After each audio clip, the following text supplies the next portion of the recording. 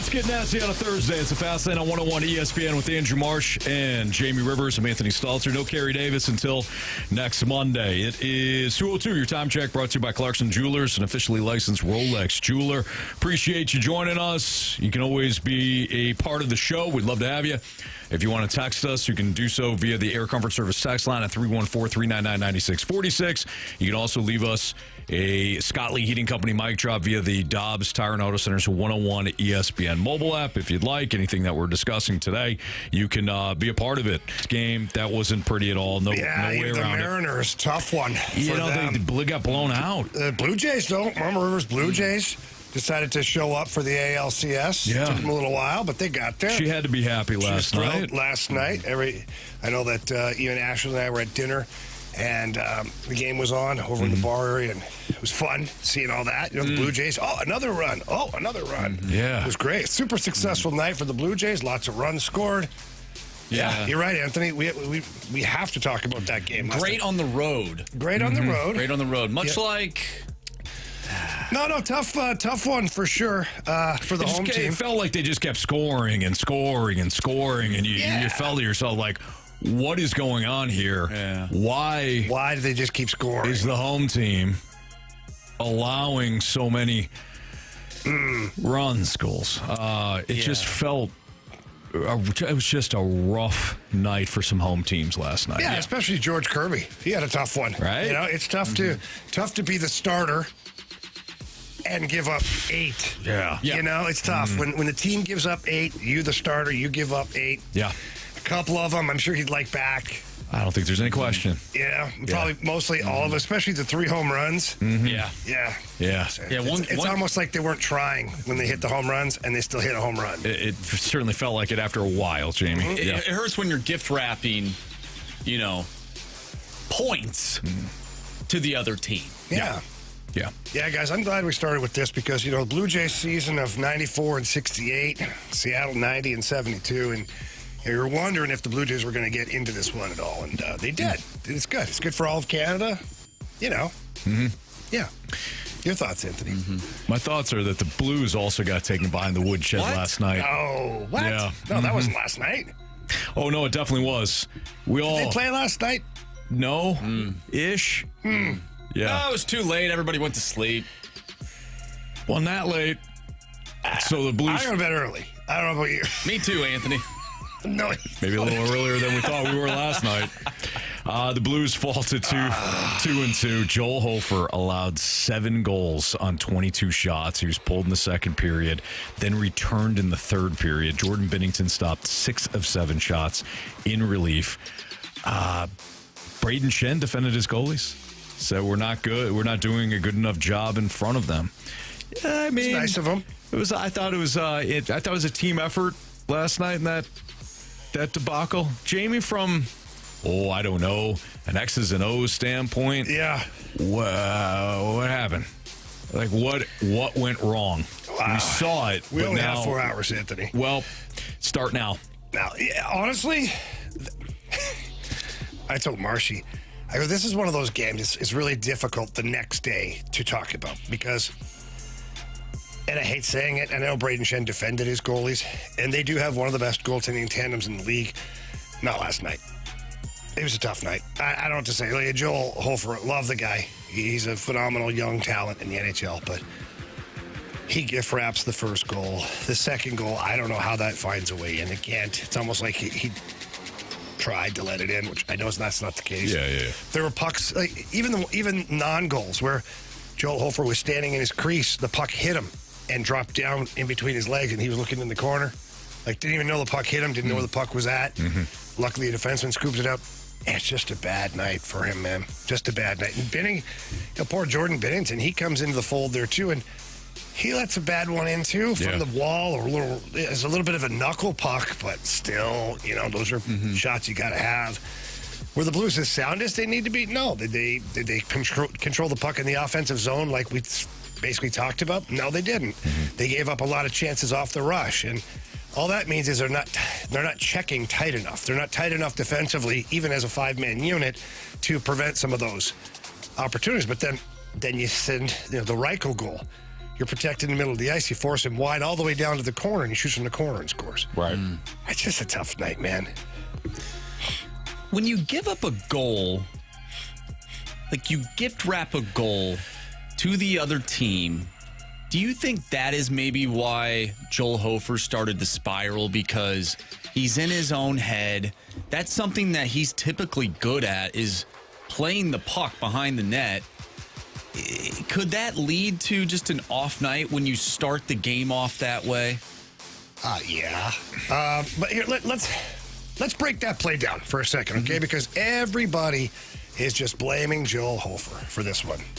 And I get it. He was the goalie who went out behind the net, and he passed it straight up the middle of the ice, and the guy touched it into an open net. Well, we've seen the Blues do that before. Not give it to the other team and they score, but they have no problem throwing the puck up the middle when the boards. And why is that? Because they want to get off. They want to get up the ice. Yeah, and who's there in the middle of the ice? Well, in that case, it was Pablo Buchnevich. Yes, exactly. So Yeah, he's not a centerman. doesn't matter. Right. Because positions are optional in hockey. Now, let's just be honest. You left wing, right wing, center. Once the puck's dropped, everybody plays all over the place. So on that play, it was a bit of a miscommunication and awareness by both Pavel Buchnevich and Joel Hofer. He gets out behind the net. The players do know that Binnington and Hofer will come up the guts of the ice with a pass. And several times we've seen them move it tape to tape, and off they go. This one was a little far ahead of Buchnevich, and Buchnevich wasn't ready for it. He was available. Go back and watch the play. He was wide open. He's wide open. Wasn't ready for it. Then Mikheyev touches it into the back of the net. What I didn't like after that, I'm just going to be honest, and what I think affected Joel Hofer more than the play itself, was Pavel Buchnevich stopping and then staring at him, almost like, what are you doing? Didn't like that. Didn't like that. Showing up your teammate. Yeah, showing up your teammate, because I love Booch. He makes mistakes too. And if he makes a bad pass to me or misses his guy and I'm the goalie, do I go skate up, stop 10 feet from him and just like shrug my shoulders like, what's up? Like, I was your guy? Like, what are you doing? No, you don't do that.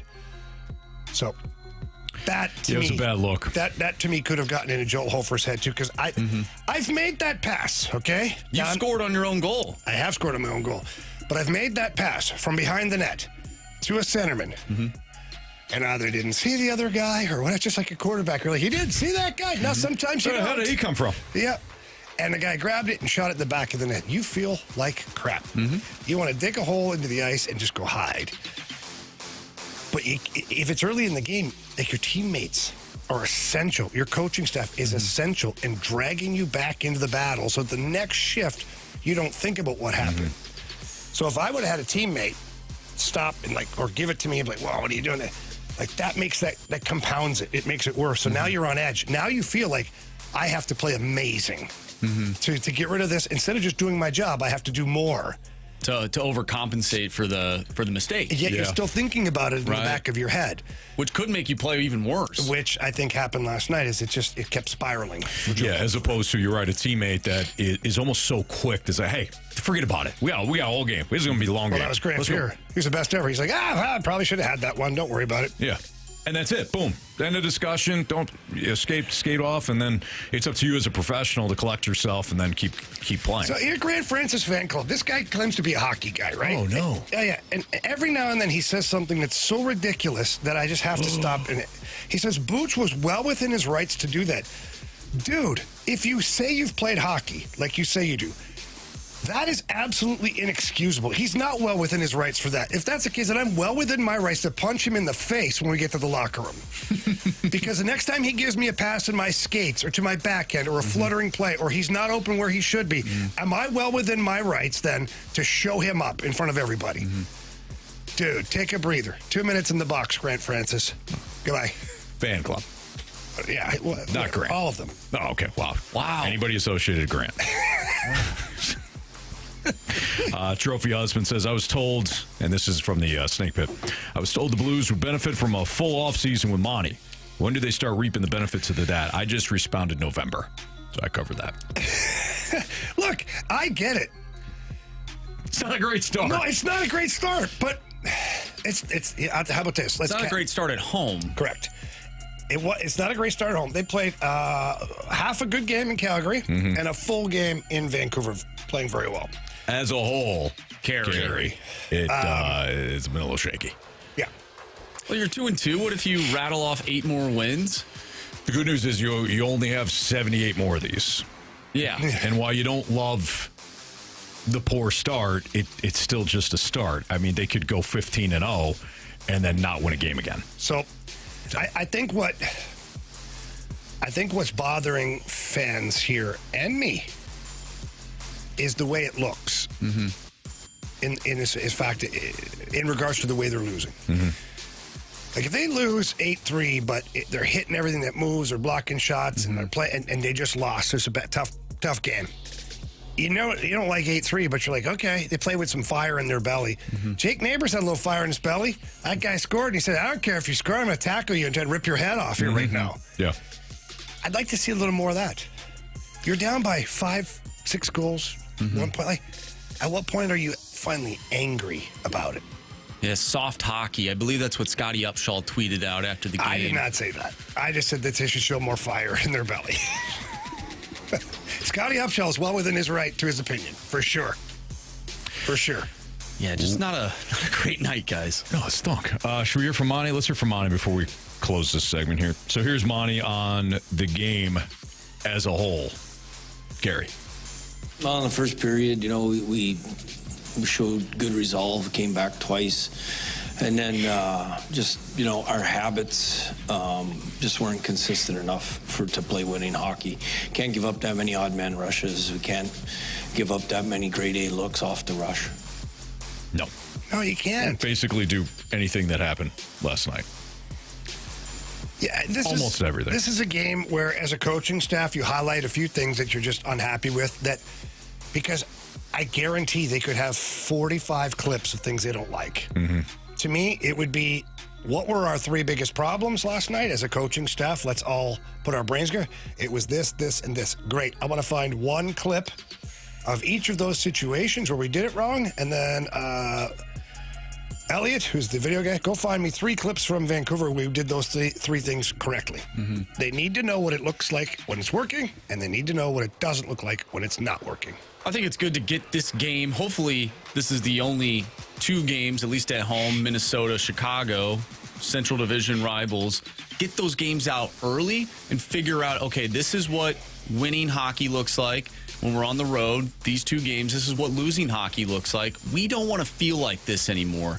And I'd rather have that be in the 4th game of the season rather than later in the season when you're in a playoff battle. So get it out of the way, get it out of your system, and then move forward and delete the footage after you watch a couple of videos, like Jamie said. Yep. At least Holloway scored. That's true. I'm on the board. Congrats to Andrew Marsh. Jamie picked up a point, too. I picked up 2. Jake Neighbors were 2. Well, looks like I've got some work to do then. Sorry, Anthony. You have all season. I think you'll get at least more points than I got in the home run game. I'm off to a slow start, but it's still just a start. Now, am I disgusted with my effort? Yeah. But it's just a start. Okay. Oh, Jamie's locked into the text line. I can see it. It's Fastlane on 101 ESPN. I'm just checking things out. What will the identity of the Cardinals be under Chaim Bloom? We'll get into that next on 101 ESPN.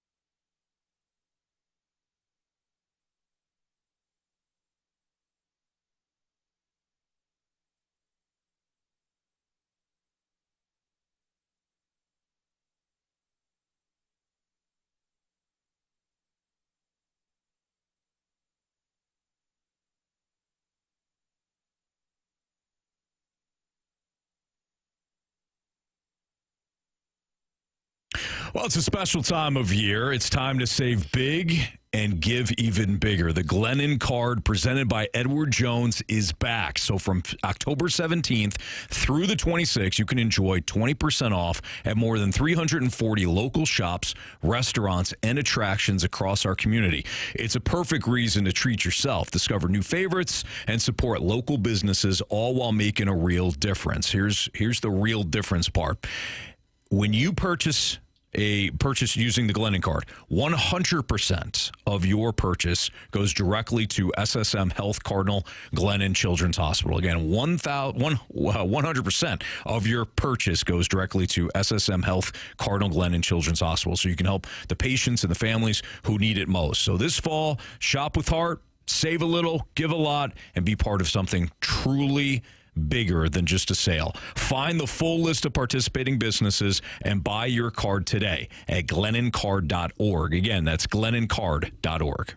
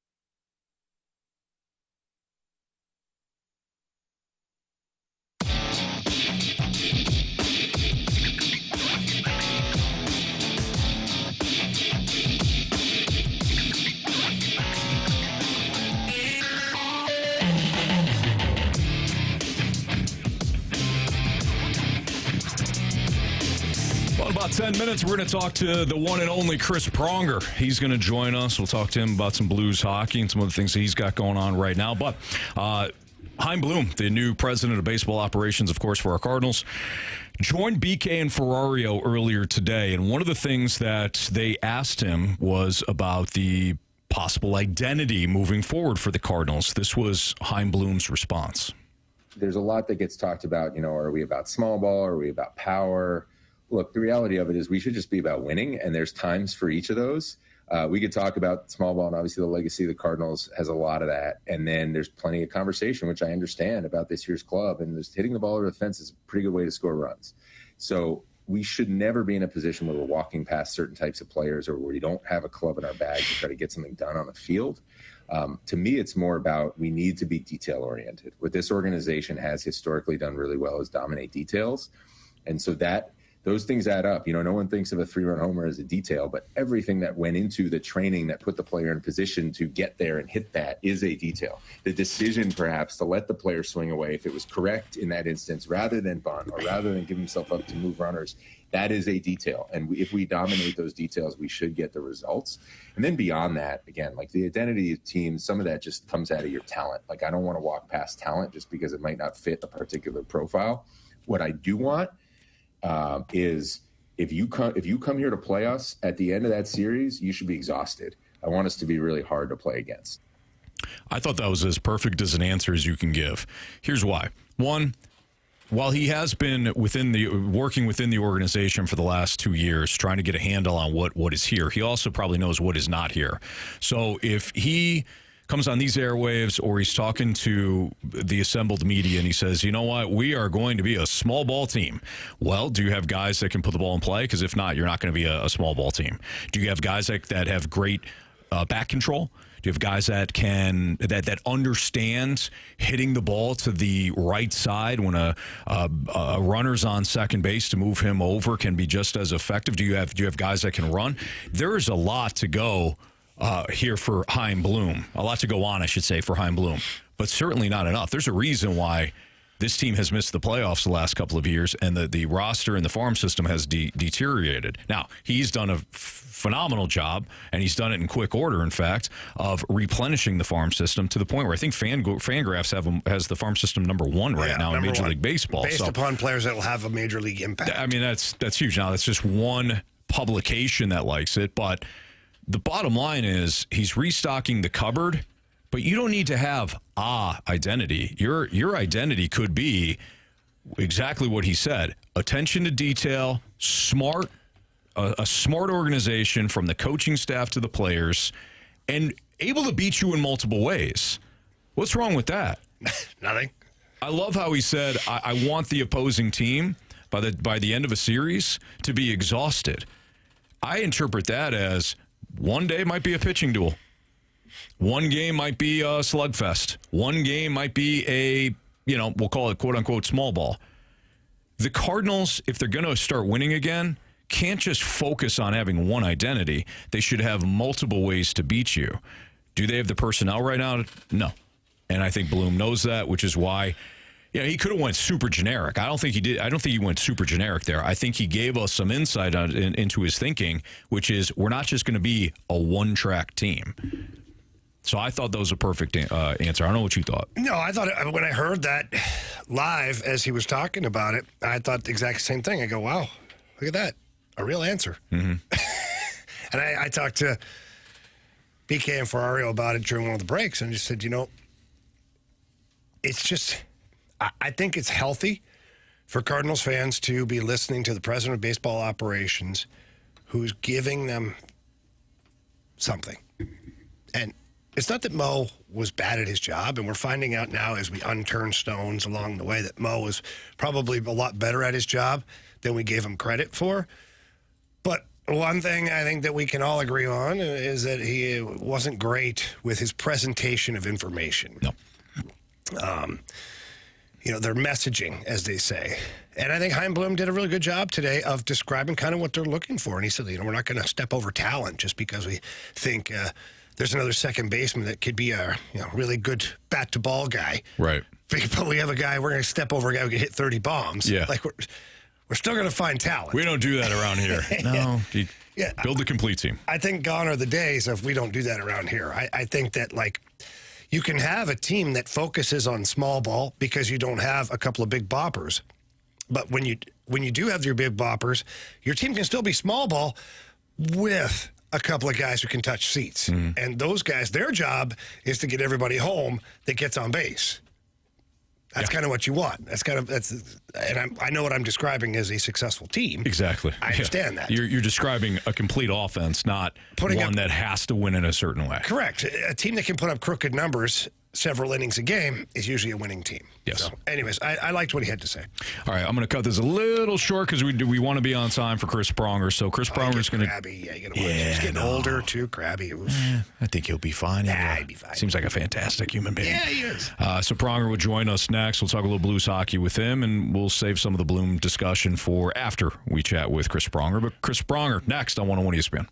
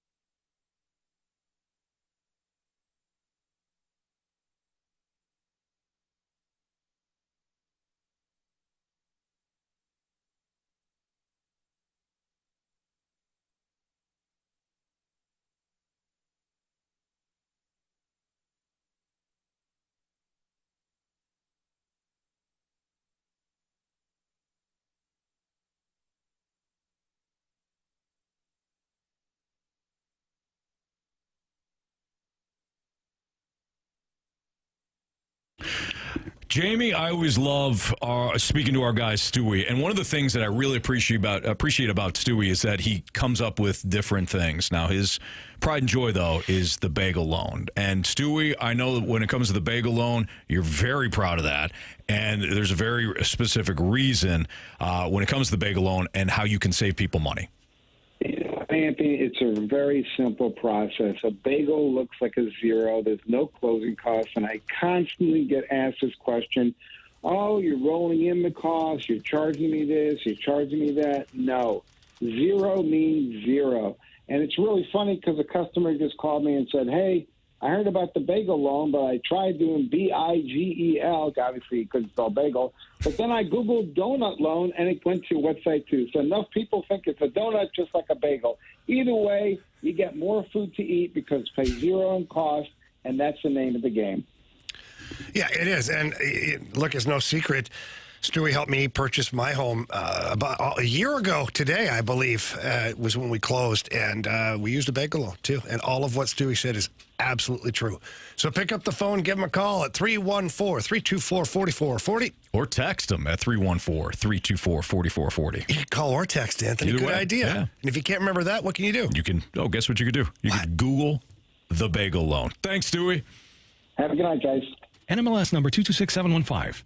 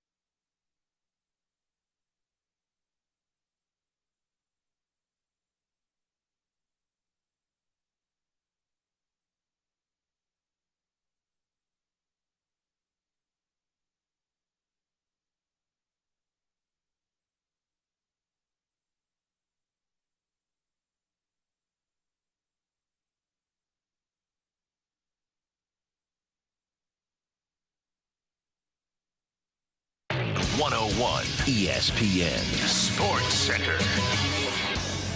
I'm Andrew Marsh. It's time for a Sports Center update driven by Johnny Londoff Chevrolet and Johnny Londoff Autoplex. The Blues fall to the Blackhawks last night by a final score of 8-3. They will be back in action on Saturday, taking on the Dallas Stars. You can listen to that game right here on 101 ESPN. Pregame starts at 5. Puck drop is at 6. We are going to be joined by Chris Pronger next to talk some Blues hockey, so stay tuned. I'm Andrew Marsh, and the Sports Center update is driven by Johnny Londoff Chevrolet and Johnny Londoff Autoplex. See them at londoff.com. Chevy, together we drive. Are you kidding me?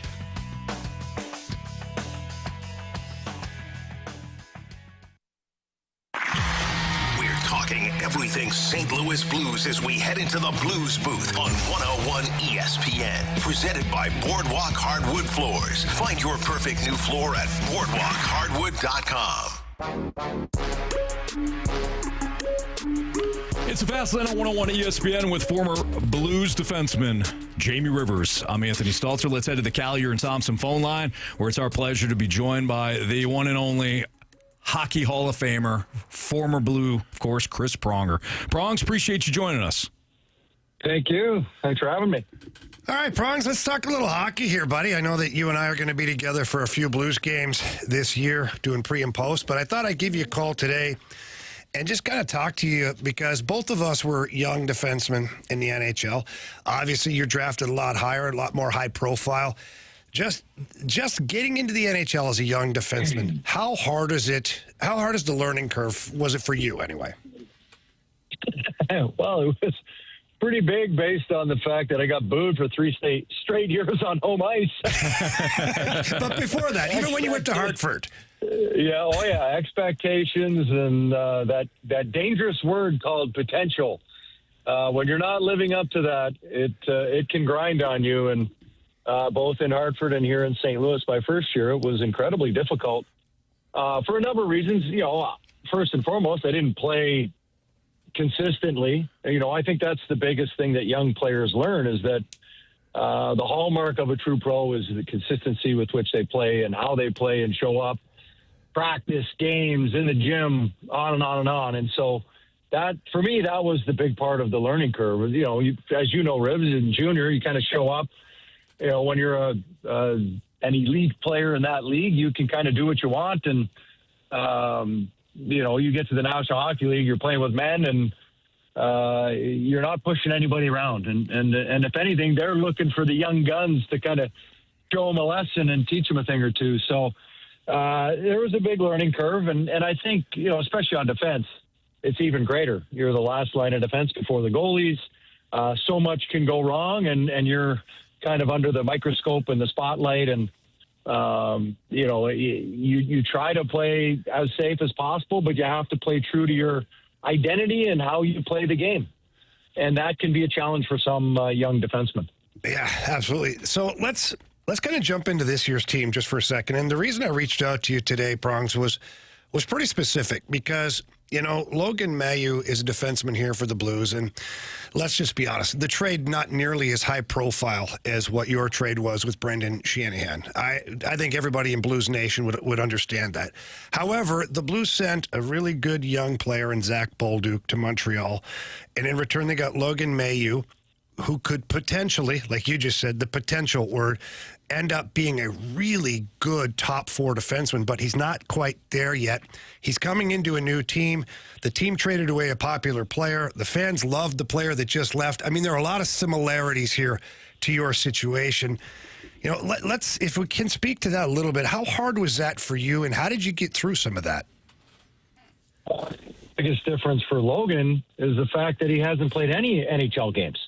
So there isn't, for me, I had a couple years under my belt, and I was still learning. And for him, he played the minors last year. He's still learning the game. He's still understanding the speed and pace of the NHL game, how quickly things happen, figuring out what skill sets he can use to allow himself to play at a higher level. I think for me, it takes time. Like defense, it takes, I think, up to 300 games for a player to really develop and really understand, to know their identity, the type of player they're going to be, to understand the mistakes that they make night in, night out and just are unable to correct. That's a big thing where you hear about players and, they usually serve up a pizza to a night and, they make these types of mistakes over and over again and they're just unable to correct them. But that takes time and an understanding. And I think they're seeing the upside, they being the Blues management, in the fact that finding a right shot defenseman and, they hope they can develop them. They hope they can kind of slowly bring them along on that third pair and then work them up into the second pairing and give them a little taste of, some tough matchups and kind of teach them on the fly. There will be a lot of moments that, much like last night, where people are going to complain, people are not going to be happy, people are going to think that he's going in the wrong direction and not learning and all the different things that I went through and you went through. And so you hate, as a fan, to hear this vicious word called patience. And that's the 4-letter word in pro sports for fans. And when you hear patience, you have to give this kid some time. This is his first year. While he is a little bit older, just with respect to Bolduc and him and same age, et cetera, it's his first year in the National Hockey League, and defense is incredibly difficult to play. And there's just so much nuance to it that it's going to take some time, and there will be some lessons learned along the way and some bad games and on and on and on. But I think for Blues fans, how he reacts to those poor games, how he reacts to being under the gun will really, I think, speak to the identity that he's forming for himself, the grit, resilience that he will be creating, and then, ultimately see what his upside really is going to be. Because currently he's just scratching the surface. Prongs, if I said that you could sit down with Logan Mailloux for 5 minutes and talk to him about blocking out some of the noise, because let's be honest, when you came here, like social media was non-existent. I mean, there was newspapers and people were at the games, and that's kind of it. But what advice could you give the young kid as far as just blocking out some of that white noise that's in the background right now? I think, first and foremost is just stick to what you know. Stick to how you play the game. Stick to what's made you successful. You're going to hear a lot of people telling you, well, why don't you do this? Why don't you do that? Hey, kid, why don't you play like this guy more? Why don't you do that? No, you need to be yourself. Again, you hear me say this is like the 6th time now. To play to your identity. Don't get away from what you do best. Stick to that and then slowly add and develop different parts of your game. Work with the Mike Weber and practice and work on some defensive assets that are going to help you develop throughout the course of the season and hopefully next year, and add little pieces of nuance to your game that are going to allow you to be that much more useful and that much bigger piece of the pie here in St. Louis. Chris Pronger joining us right now on the Fast Lane on 101 ESPN. Pronger, I know you study the league, and it's always changing, certainly much different from when you and Jamie played to what it is now. Do you feel as though there is a certain style that wins right now in hockey? We saw the Blues kind of, basically do the opposite as some of the teams did when they won the Stanley Cup, but now I feel like the Panthers are modeled the same way.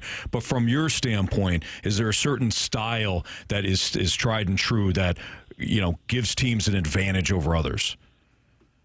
Well, I think you look at the Florida Panthers, you look at the Vegas Golden Knights, you look at the teams at Tampa, you look at the teams that have won over the last 6-7 years. What do they have in common? They got high compete all over the ice. They play physical. They play with an edge. And they play fast. And when you add all those together, let's just look at Florida the last few years. 3 straight Stanley Cup finals, won the last 2 against Edmonton. What was the deciding factor in those Edmonton series was their ability to shut down Connor McDavid. Well, how did they do that? By playing team defense, getting in his face, taking away time and space. And then playing with that grit and that edge and that physicality that grinds on teams and wears them down, much like you said the St. Louis Blues did to Boston, and how they were relentless with 4 lines and 6 defense and great goaltending and just grinded on them day in, day out, and pounded them. And before long, they just can't keep up. They're just exhausted. Prongs, when you're doing all your games now, which, by the way, you're doing Amazon games now, most of those games, I think all of them actually are up in Canada, correct?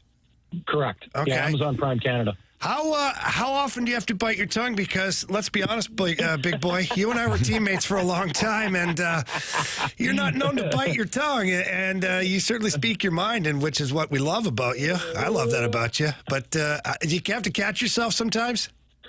It's more just the 4-letter words I remove from my repertoire when I'm on TV. Outside of that, frankly, I really don't care. And you know what? As I was telling somebody, if they don't like what I'm saying, play better. And guess what? Play better, and I'll say how good you are. You know, I'm just calling it as I see it. If you're not playing well, I will say you're not playing well. And if you're playing good, I will say you're playing good. I mean, it really is that simple. This is not rocket science. This is hockey. No, you're right. Play well, say nice things. Don't play well, say mean things. Oh, maybe not mean, but maybe not flattering. Oh, come on, Chris.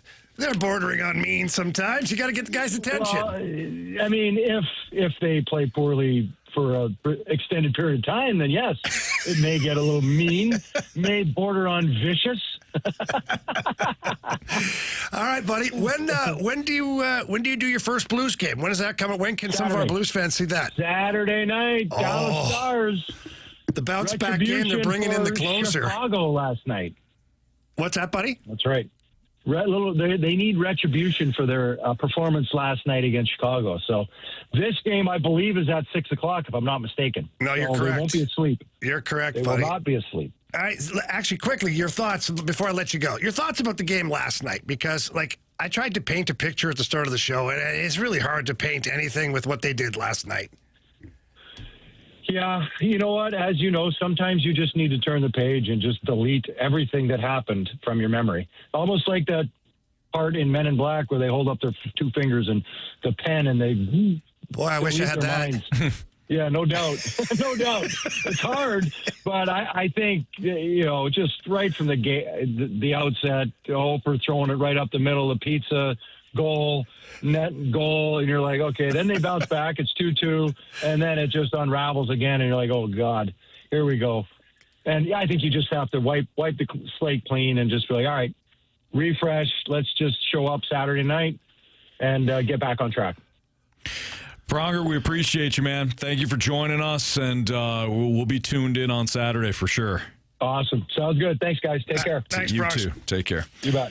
That's Chris Pronger here in the Fast Lane on 101 ESPN. Great stuff. I loved your question, Jamie, about the advice that he would give Logan Mailloux if he got a chance to sit down. And look, the comparables aren't perfect. No comparable is perfect, right? But there's very similar though. There's certain things that you extract that say, hey, these are similar. The bottom line is that Logan Mailloux comes in. He was traded for a player that fans were starting to fall in love with in Zach Bolduc. And he hasn't played, which I thought was a great point by Pronger when he's like, I had some seasons under my belt. Well, this kid's I think barely he already played. had 2 years in the NHL under his belt. Logan Mailloux does not. And he's dealing now with the expectations from some Blues fans, not all, just some Blues fans. Well, you got to produce now because we had a guy that produced last year and is producing now for his new team. So there's a lot of similarities there. But what Chris said is ultimately it's right, man. You have to kind of distance yourself from that and concentrate on what you're capable of. What you've done to get here. And believe and know that there's a reason why the Blues wanted you. Really. Yeah, and there's a reason why the Montreal Canadiens wanted him, too. And we got one text that said, is this damage control for the Blues so that... Damage, it's game 4. Does everybody realize it's game 4? No, meaning having Chris on. Is this damage control for the Blues admitting that they made a bad trade? It's actually quite the opposite. It's game 4. I stand by what I said then. Yeah, no, you do. But my reasoning in having Prongs on was exactly like I said to Prongs when we first talked to him, was he's gone through something similar. So what better way to let Blues fans know about kind of what's going on than to have someone who lived it, even at a higher level, talk about how he went about it and how long it took him to get comfortable. He said 300 games. And we heard Pronger last night say 150. Yeah. Well, that's a goalie. He doesn't really know what he's talking about. No, I'm just kidding. I love Pronger. But yeah, so let's split the difference, okay? I don't know what the middle is. What, 215? 215 sounds about right. There we go. We need Carey for the math, but that sounds nice. Our math guy's not here. Anyways, I thought Prongs did a great job of explaining that, and I guarantee that Logan Mailloux is also getting words of wisdom. And the key is the player has to continue to play. He's got to continue to play. You can't ruin him. No, and they won't. No, I know that. And here's the thing. We've seen this happen down the street where, we're not really feeling what you're bringing to the table right now. We're going to send you down. We're going to not play you. How's that working out for the team down the street? We have a lot of question marks surrounding some of the players that we were very high on when they came up to the big leagues, and now we want them gone. We don't want that to happen to the Blues. And one thing that I think Blues fans should be excited about, if nothing else, Logan Mailloux did not have a great game. He wasn't alone last night. But when Jake Neighbors got into his scrap or his tussle, Logan Mailloux threw his gloves off immediately and jumped in the pile and drug a guy out of there. Had the guy stood up, he probably would have ate knuckles. So if it tells you anything about the character of the human being, he's there. He wants to battle for the team. Amen. All right, let's do a little what's trending next on 101 ESPN.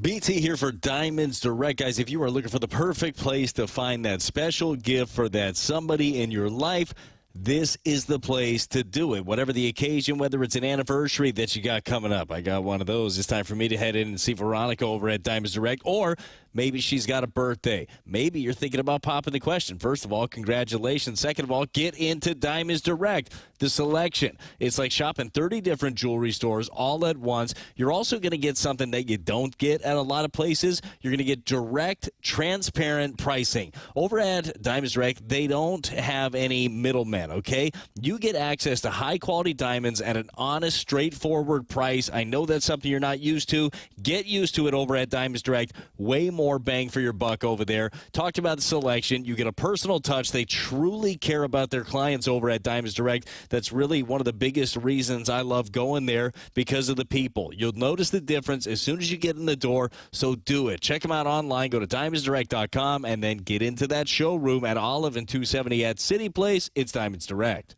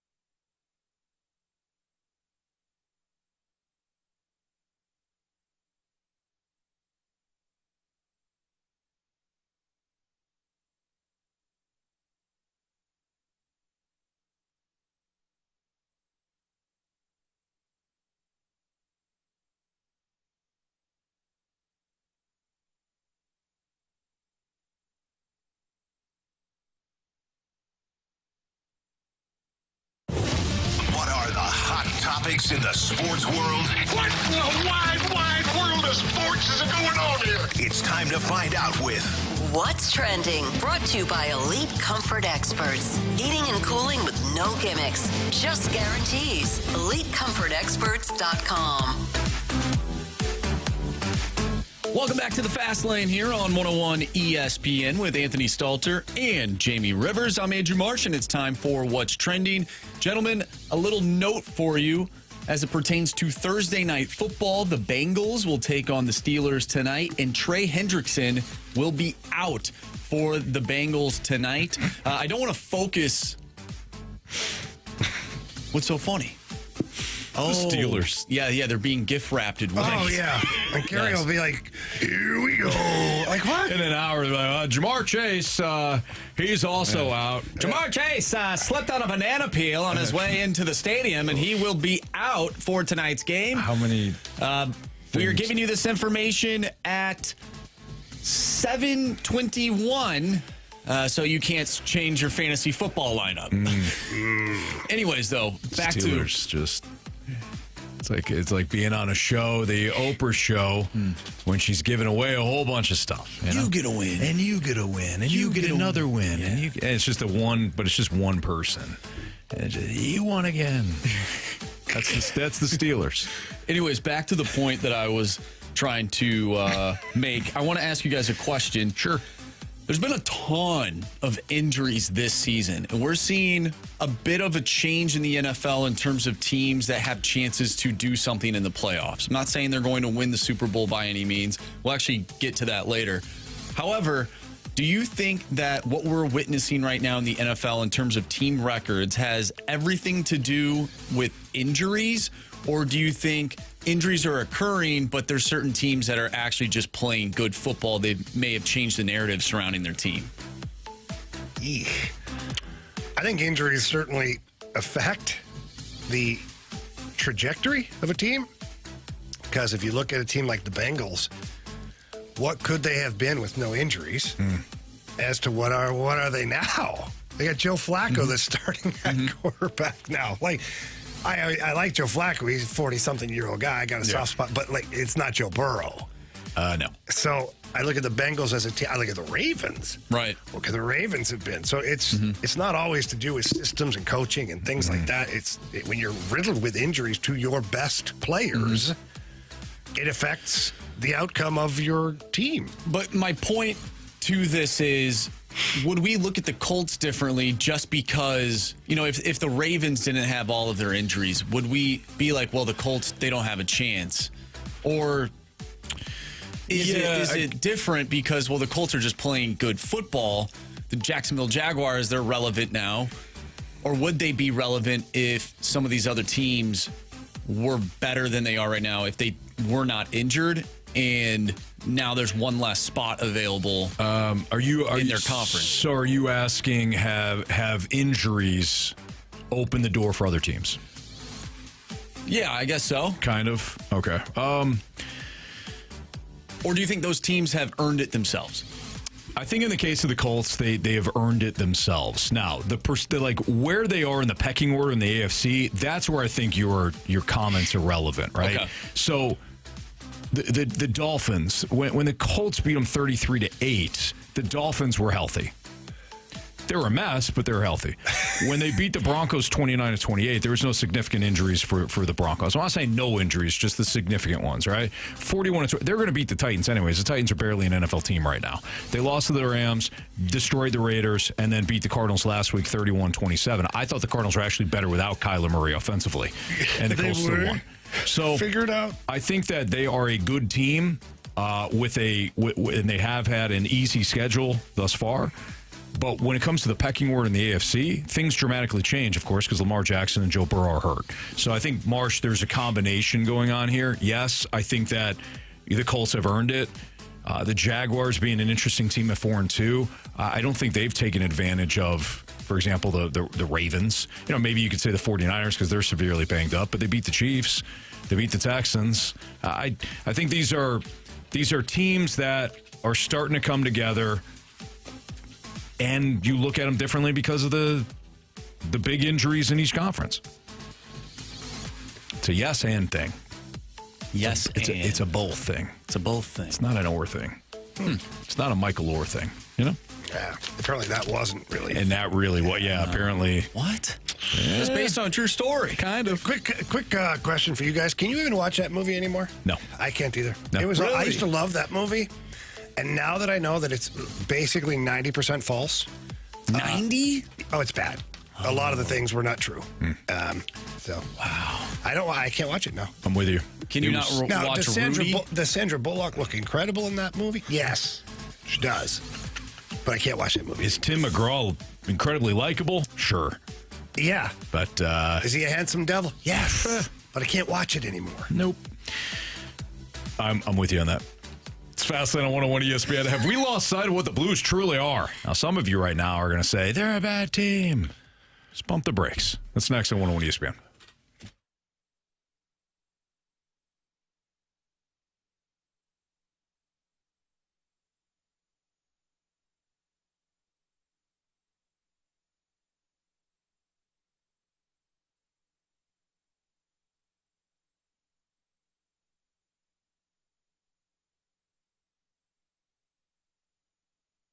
Hey, head out to Auto Centers Nissan right now. You can take advantage of the Scary Good Deals event that's going on through Halloween. Here's the thing. Auto Centers Nissan has over 1,000 new and used vehicles all in one location. And the best part is when you search out at autocentersnissan.com and maybe you compile, 3 or 4 vehicles that you want to test drive, those same vehicles are actually going to be on the lot when you go to the dealership. Not all dealerships can boast that. Sometimes you go to a dealership and you're like, hey, I was checking out a certain make and model online, and all of a sudden they're like, well, it's not at this lot. You have to drive 30 miles north for, check it out there. Not at Auto Centers Nissan. And right now you can drive home a brand new 2025 Nissan Rogue, Pathfinder, or Murano with no money down, 0% APR for 60 months, and no payments for 3 months. That's right. No tricks, just scary good deals, all courtesy of Auto Centers Nissan. All new Nissans are also backed by a complimentary lifetime warranty and a 30-day return promise. And if you already own a Nissan, bring it in for service and your first oil change is free, even if you didn't buy from Auto Center. So visit autocentersnissan.com, or when you head out to Herculaneum and you check them out in person, tell them Stalter sent you. It's Auto Centers Nissan.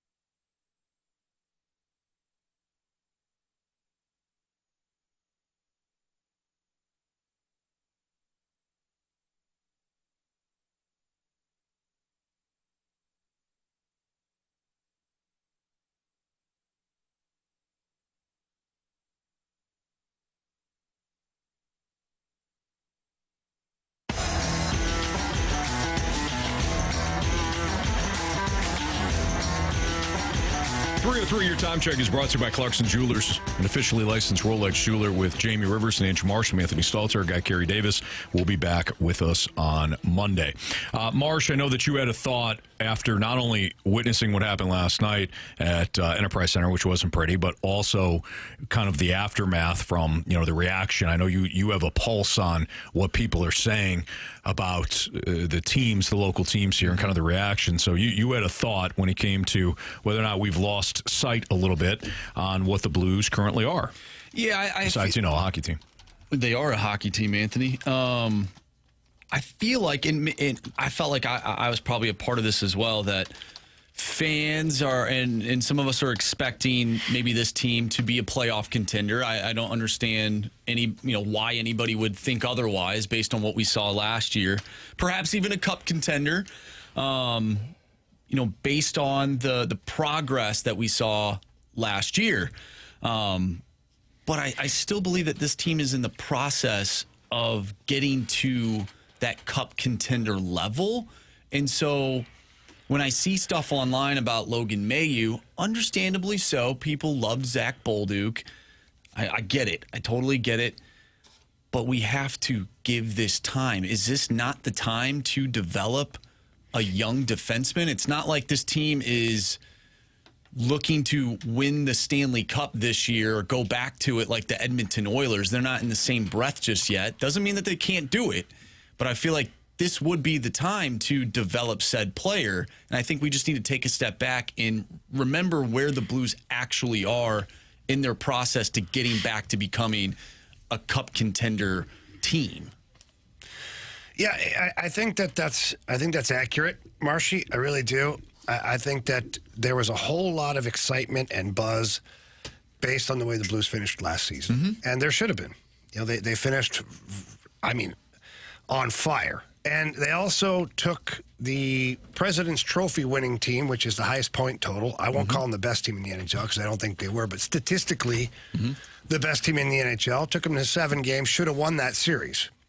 So everybody going into the offseason like, damn, we're a hell of a team. We're a contender right now. 82-0. Let's go, baby. Let's go. But yeah, you can't step over the fact that you're still in the middle of your retool. Maybe not in the middle, towards the end of it. The reason I say that is because you still have big pieces of the puzzle that are still playing in the minors. They're too young to come up yet, that are going to be part of what I would call your championship window, whenever that does fall upon the Blues in 2 years or 3 years, whatever it is. But let's just look at the current state of affairs for the Blues. 2 top scorers on the team right now, 1 and 2 on the team. Jake Neighbors, Jimmy Snuggerud. That's part of the retool. It's part of the retool. That's what's going to make this process speed up, is play like that. Now, Jake's been around for a long time. He's still a young player. Jimmy Snuggerud is just now playing in his first NHL season. Tyler Tucker has got 2 points in 4 games and a fight already. He's going to be part of things moving forward. Jordan Kyrou is a part of things. Robert Thomas, because they're entering that window of prime hockey for them, which will line up really good with some of the young guys. Dylan Holloway, just really finding his footing in the NHL. Last year was a breakout season for him. And the list goes on and on and on. Philip Broberg. Philip Broberg is just slightly ahead of what Logan Mailloux is. Let's just be honest. But Philip Broberg had, 2 or 3 years in the minors, half the year in Edmonton, a Stanley Cup playoff run before he was able to be a regular defenseman here in St. Louis every night. So, yeah, they're still in the middle of this retool, or closer to the end of it, but there's work to do. And so when I look at the Blues right now, currently, they're headed in the right direction. But I do think there is a bit of a problem. After 4 games, and I just celebrated it, that Neighbors and Snuggerud are your 2 top scorers. Pavel Buchnevich is tied with Snuggerud. Where's Thomas? Where's Kyrou? Where's Holloway? Where's Parayko? Where's Fowler? Like that, if we really want to dig into, it's not the retool that is the obstacle right now. Right. Your big dogs have to play like big dogs. They've got to win you hockey games, and they haven't found their rhythm yet. And this is not me criticizing them as players, saying they're not good. This is me celebrating the fact that they are good, saying, we need more. Right. We need more. We know you can give us more. We need it. And, Robert Thomas, he only has 2 points right now. He could easily have 5 points. If guys put the puck in the net when he passes it to him, he'd easily have 5 points right now. But you need more. Jordan Kyrou, no goals, 2 assists. I like the way he's playing, though. Blocking shots, good defensive play. Last night, him and Holloway, great defensive play in the neutral zone that led to Holloway's goal. So you like to see those things. But, again, this is a Blues team that is still figuring out what they are. And it's almost a curse that they finished the season so damn good last year because now teams fans are like, well, that's who we are. We're an elite team in the NHL. Well, and teams are playing them harder as if they are that team, so it's going to make this season a little bit more difficult. They're not overlooking the Blues this year. But the players got to realize that too. Like, it's easy to say, okay, they're still in a retool and kind of give them a little grace, But the flip side of that is if you're a player, like, you've got to show up, man. You've got to play. The games I'm watching where the Blues have played poorly, which is, in this case, both home games, that's not the Blues team that I saw playing at the end of last season. It has nothing to do with systems. The personnel is generally the same as it was at the end of last year. This is all to do with the attitude, the effort, and the details to the game. And they're lacking right now. And I know Jim Montgomery is pissed because you take that time last year to build up what you think is now, the identity of your team. And for the 2 home games, you haven't had that identity. Well, the first half of that Minnesota game, they were all over the Wild. I'll give them that. The back half of that game and then last night against Chicago, you didn't have those 3 things that we just talked about. And for me as a coach and all that, and even as a veteran player, that's where I'd be starting to get pissed a little bit. Like, we need more. We need better effort. Especially in front of the home fans who are paying their hard-earned money to come watch you play with expectations to watch hard-nosed hockey. And to this point, they're not getting that. But as I said earlier in the show, I'd rather that happen right now where they can build upon their game than have that happen later in the season when you're in a playoff push and all of a sudden you've lost your game. And to be fair, to kind of put a bow on this thing, to be fair, the 2 games you've had at home, the goaltending has been meh. Like, Jordan Binnington, there's a couple he'd like back from the home opener. There's no doubt. Now, were there some unlucky bounces, one off of Tyler Tucker or one off the post off of his back? And, I get it. But last night, the goaltending was bad. And as a team, as a player, when you're out there and you see these goals that are going in, the goal of coming back in that game, it almost seems insurmountable because every time you generate some momentum, then you get a squeaker that goes in. Not only does it alter your attitude and your thought process in the game, you have to alter your systems and your style of play in that moment. You have to open it up more because now we're down by 2. We need 3 to win because that's the mentality. You need 3 to win. So now we got to go with the 7 minutes left in the game. There's 8 minutes. We need 3 goals. So you open it up, and what does that do? It exposes you for future goal opportunities for the other team, too. And you can't rely upon your goalie because he's having a tough night. Yeah. So it's kind of a combination of things that were just not great. Yeah, I don't understand why you just can't admit that the season's over. You waited all that time to say that? That's just hearing a bunch that's of your stuff. Closing argument? Just hearing a bunch of stuff. I don't know. 4 games in, the season's over. Anthony, admit that the Bolduc trade was bad. I forbid you to watch one more game this year. Just admit that the Bolduc trade was bad. And that season's over, not making the playoffs. Wow, Anthony, that's tough. You can always tell after 4 games whether or not a team's going to make the playoffs. You're such a smart ass. It's unbelievable. Yes. Somebody right now thinks they're serious. Yeah. The 6-1 hate's like, that's right, Anthony. I know. That's all right. I'm going to rile up the 12 people who think that way. Somebody said... Bill Reloaded. Exactly, Anthony. Thank you, Bill. Somebody said that we're carrying the water for the Blues, and Anthony took that to heart. I did.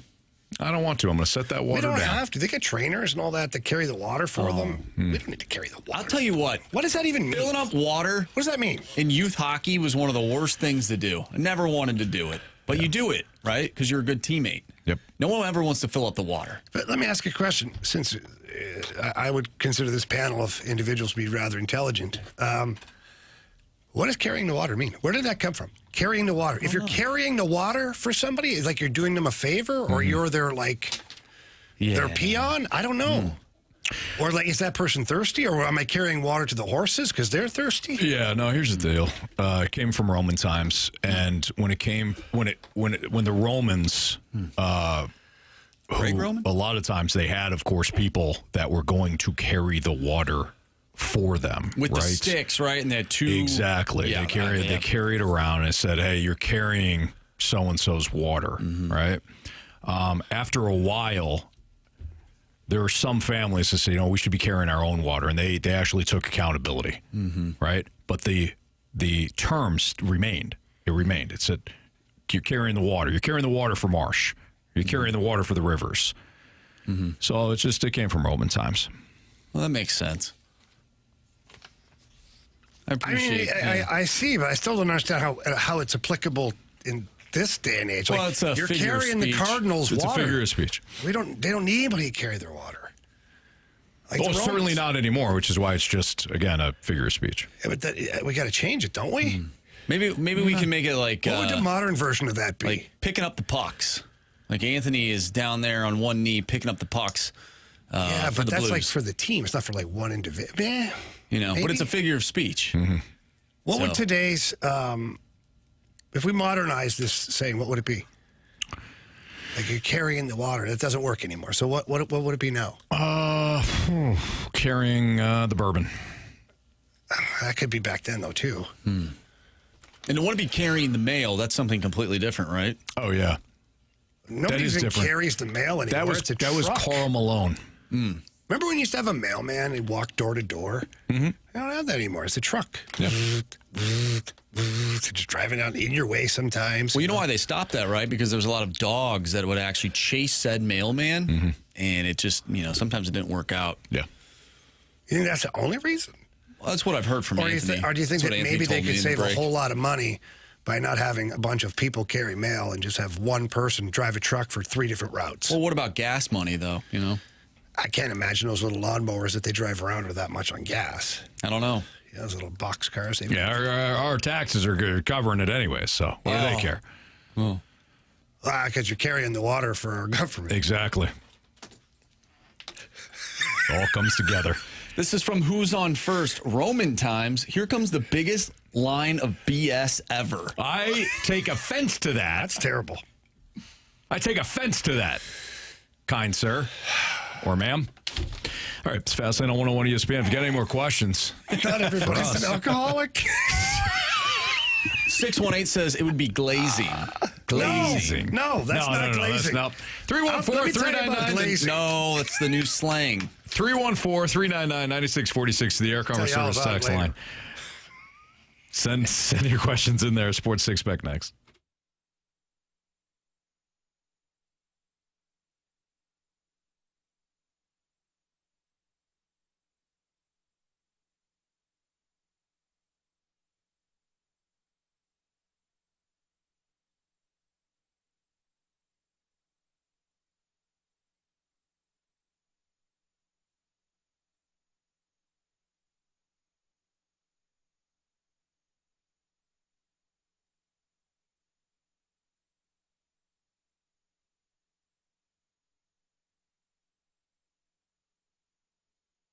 Guys, I know that shopping for jewelry can be overwhelming at times. I guarantee you have gone to a jewelry store in the past and you just felt awful about the situation. You felt like you were getting taken advantage of, like you were getting judged just for being there. I promise you this, that will never be the case over at Diamonds Direct. As soon as you walk in the door over at Diamonds Direct, guys, you are going to feel the difference that you've never felt before. It feels like walking into one of your friend's house. They got good music playing. They offer you a drink, and then they want to find out your story. Who are you shopping for? What are you looking for? Do you have an idea? Do you need some ideas? They are so helpful over at Diamonds Direct, and I promise you, you're going to feel great about what you purchase. There is no pushing you towards something more expensive. Whatever your budget is, they're going to keep you within it, and oftentimes you're going to get more bang for your buck. Spend less, get more. That's what they do over at Diamonds Direct, and there truly is something for everybody. They stand behind everything they do. You are going to love this place. Check them out. Go online, go to DiamondsDirect.com, and then get into that showroom at Olive and 270 at City Place. It's Diamonds Direct.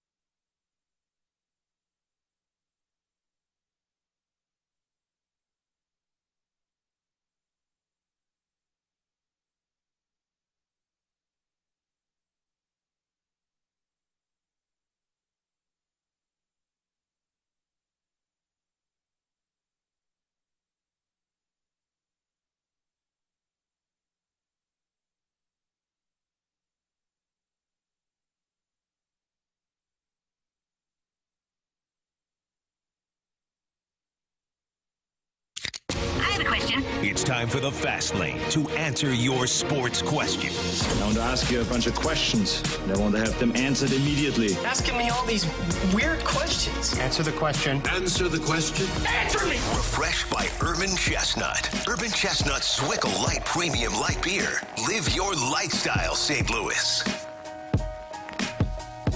It's the Fast Lane on 101 ESPN with Jamie Rivers and Anthony Stalter. Here's Andrew Marsh with question 1 for the Sports Six-Pack. Question number 1. All right, from the 314, what was the idea behind changing out the goalies in last night's game? One of them was really hard to hit. And so what Monty was trying to do in that situation is just change the energy. Change the energy in the game, the energy in the building. Like, as a coach, sometimes when you're watching your goalie, one of your goalies who's an excellent goalie, have a bad game, and you're watching the juice just leave your team because your goalie's not having a great night. Sometimes if you just switch to goalie, it's like, ooh, it's a jolt. Like, okay, like Hofer's having a bad night, Binner's in. We're only 2 goals behind. We're still in this thing. Let's go, baby. It didn't work. And then they put Hofer back in. Well, you know why they did that? Because of the game Saturday? Correct. You Because don't want to throw both goalies in the routine and the scheduling off. well, that, but also, like, you need the reps for Hofer, for one thing. And if the game's out of reach, why would you leave your other goalie, Jordan Binnington, in there? It's kind of like when your starting pitcher has a bad start, sometimes you make him wear it because your bullpen's not. You got to save your bullpen for another night. And I think that Monty just was like, I'm going to go back to Hofer. And to me, it's never like blaming the player. It's not like, take that. You're going back in because we're mad at you. No. We've seen that happen before, though. Well, not recently. Not with the Blues. There's one goalie in particular that I think it happened to, and then all of a sudden he wasn't in that city anymore. Went on to win a Stanley Cup with a different team. Who's that? Was it Patrick Waugh? Oh, yeah. No, they made him wear it, though. Like, they didn't put him back in. Okay, that's what you're saying. He was in the whole time. Oh, yeah, he wore that. Yeah, he wore that one. Then he was wearing a different jersey. And then he was wearing a Stanley Cup ring. That sucks. But no, it was a situation where I think Monty just wanted to switch it up, change the energy in the building, and hope for the best. Question number 2. Got another Blues question from the 314. How do we get Bucci back? He seems so lost. I wish I could ask this texter a follow-up question to their question. Just, what do you mean by lost? Like, not playing well? In the wrong spot? Bad effort? I wish they would explain a little bit more in detail. He does have 3 assists on the season. He's tied for second in scoring. Has he looked fantastic? No, but we highlighted earlier that line in general, like Jake Neighbors is having a heck of a start, but Robert Thomas, not so much. Pavel Buchnevich, I mean, they're fine. So I don't know. I think Buch is a player that needs to find his rhythm. Yeah. Because when he finds his rhythm, it's weird how the puck seems to find him. He's in the right spot. He gets the rebounds. He makes the plays, good defensive plays. But when Buch is out of rhythm, and we saw that at the start of last year when he was playing center, he wasn't himself. And right now, I don't think he's out of rhythm. I just think that line is still working through some kinks to try and figure out how to generate more offense. I wonder if he's more under the microscope now because of the contract in the fans' eyes. He will be forever. I heard it. I heard it last night. Like, as the game is going on, I'm at a restaurant. And, they're set up with the one dining area, and over here's the bar, and then kind of poke your head into the bar and whatnot, and be like, "Why?" Looking at me like, "Oh, he's making $8 million a year. He need more than I am right now." So if he was making $2 million, you're fine with his play, yeah. Why is and I understand why they're married. Okay, that's a great point. Like if a player's if he's making league minimum and he has a horrible player, you're like, hey, what do you expect? I mean, he's making league minimum. He's making league minimum. He's Lay fine. off the guy, huh? But it's just like when we had Jay Bouwmeester here, and I'm not comparing Buch to Bouwmeester, but just some of the fan reaction was, "Why he's making $6 or $7 million every day?" But if he was making $4 million, he's playing fine. Well, yeah. What? Well, it's your expectations, right? I get it, and I get it, and I totally understand, and I'm not making fun of people for grouping that together. I'm not. I understand that, and Buch has to understand that too. That. There's a bigger price tag now attached to his name. People are going to expect bigger things. Question number 3. I think we know where Jamie will go with this one, and I think we know where Anthony will go on this one, but I'm going to ask it regardless. Okay. From the 636, who would you guys rather golf 18 and share a cart with? Joe Flacco or Aaron Rodgers? Joe Flacco. Actually, hang on. What was it? Golf 18 and share a cart with? Yeah, Joe Flacco. I think does Aaron Rodgers have the ayahuasca with him? Well, I don't know. That could be kind of fun. I don't trust that guy. I think I would play 18 with Aaron Rodgers just to hear him talk. Yeah. Like, I find it amusing. I think the way I would look at it is, we'll play 18, but we're going to section it off in 9s, right? So after 9 holes, if I don't like him, Aaron goes into the woods to find his ball and doesn't come back. That's kind of what I'm thinking. Wait, does he go into the woods and doesn't come back, or he goes into the woods and you drive off? No, we go into the woods together to help him find his ball. Oh, wow. Oh. But only one comes out. And then apparently he... that sounds like something Anthony would He got lost. He gets sick. Along the way. Just He's got to go home. And then I have to finish the 9 on my own. Yeah, I was thinking he gets the Tiger Woods treatment at some point. Would that be 9 iron upside the head? The Ellie Nordgren treatment. Allegedly. The old Ambien. Allegedly. Yeah. Is that my putter? Is that my putter? I've been looking for it. Ah!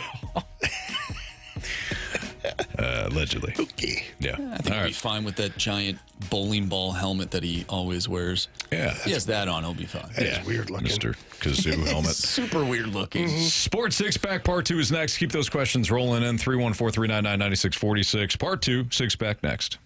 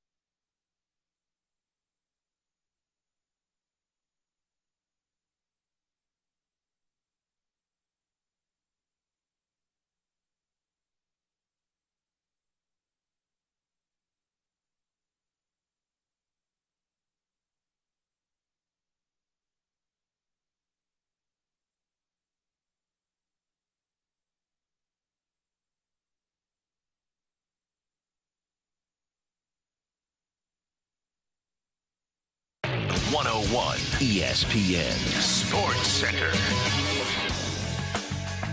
I'm Andrew Marsh. It's time for a Sports Center update brought to you by Saliga Heating and Cooling. Not a great night for your St. Louis Blues last night as they lost to the Chicago Blackhawks by a final score of 8-3. We talked with Chris Pronger about that. If you missed that interview, make sure you go to 101ESPN.com or check out the free Dobbs Tire and Auto Center's 101 ESPN mobile app. Just head to the podcast page. You'll find all of our interviews and all of our shows. That's all brought to you by the Schaefer Door Company. We will also talk with Voice of the Blues Chris Kerber at 5 o'clock, so stay tuned for that.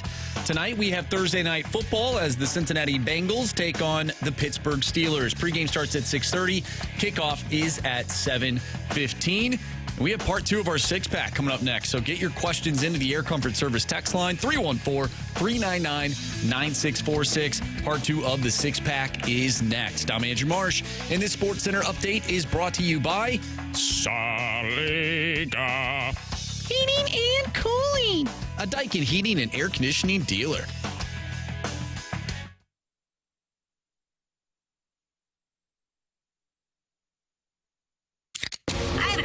It's time for the Fast Lane to answer your sports questions. I want to ask you a bunch of questions, and I want to have them answered immediately. Asking me all these weird questions. Answer the question. Answer the question. Answer me! Refreshed by Urban Chestnut. Urban Chestnut Swickle Light Premium Light Beer. Live your lifestyle, St. Louis.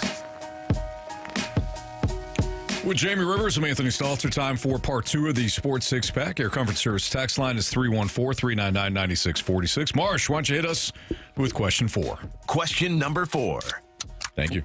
Well, gentlemen, it is October, which means Halloween is upon us. We get a question from the 636 that is Halloween themed. Oh. Do you think, or who do you think, you can better take in a fight, Michael Myers or Freddy Krueger? Freddy Krueger. Here's why. Is you only got to worry about one hand. That's it. I've fought plenty of guys you got to worry about left hand and right hand. Yeah, true. And you got to tie them both up and kind of figure it out a little bit, see which one. He's only got the one hand with all the razor blades on it. Bring that. And he's not a very big guy. I think I could throw him through a wall. He's not very big at all.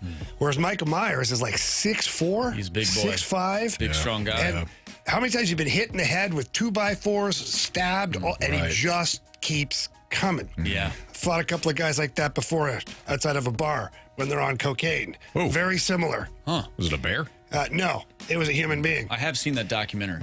And no matter how hard you hit them, they can tend to keep wanting to get up until they can't get up anymore. But still, it's not fun. So Michael Myers, although I don't think he has any drug problems that I know of anyways. He's got other problems. He has a lot of other issues.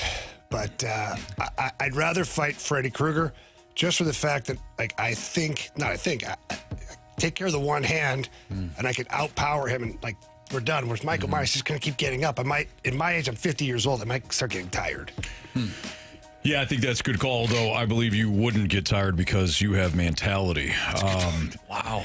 Actually, you know what? The right answer is that's both at the same time because we've got mentality in our corner. Well, you better make sure Now you're you're not tired, though, because if you do fall asleep, that is when Freddy Krueger will find you in your nightmares. So you drag his ass back into reality. Yeah. 1, 2, This is your reality, 3. son. Boom. Yeah, I think Jamie's on to something with the size. Of course, you got to deal with the razor blades there. But if you could somehow get that hand locked up and just start stabbing him with his own hand, that's probably my. Oh, yeah, quit hitting yourself. Quit stabbing yourself. Quit stabbing yourself. No, there goes your ear. Or maybe he's already lost ears. Now, what about Jason? Let's throw him into the mix. He's a big dude too. Hockey player. He's got a hockey through mask. a lot. He's been through a lot, that guy. You don't want to fight a guy who's been through that much. Right. Very true. They've got demons. Yeah. Again, so listen, Jason or Michael Myers? Yeah, I don't know. It's Freddy's out of it. I'm probably losing no matter what. Here's the thing. You could run away from Mike and he'll just walk the entire time and find you.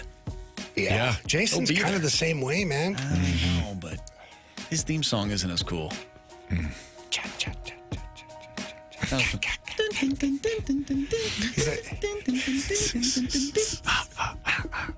Yeah, good call. Either way, I think it's going to be a tough one. Nice work, people. Question number 5. From the 636, Jamie and Marsh, what's your best memory from the Hardee's Iceplex? Oh, I don't even know where to begin. So the Hardee's Iceplex was originally called U.S. Ice Complex. Then it was the Summit Center. That was the Summit Center. And that was our brand new practice facility for the Blues. We moved from Brentwood Ice Rink. Before being renovated, Brentwood Ice Rink is beautiful now. It was gritty back then. And Hardee's Iceplex opened up. It was cool. We had a big old weight room upstairs. We had a lounge. I was like, this NHL's pretty cool. Is living.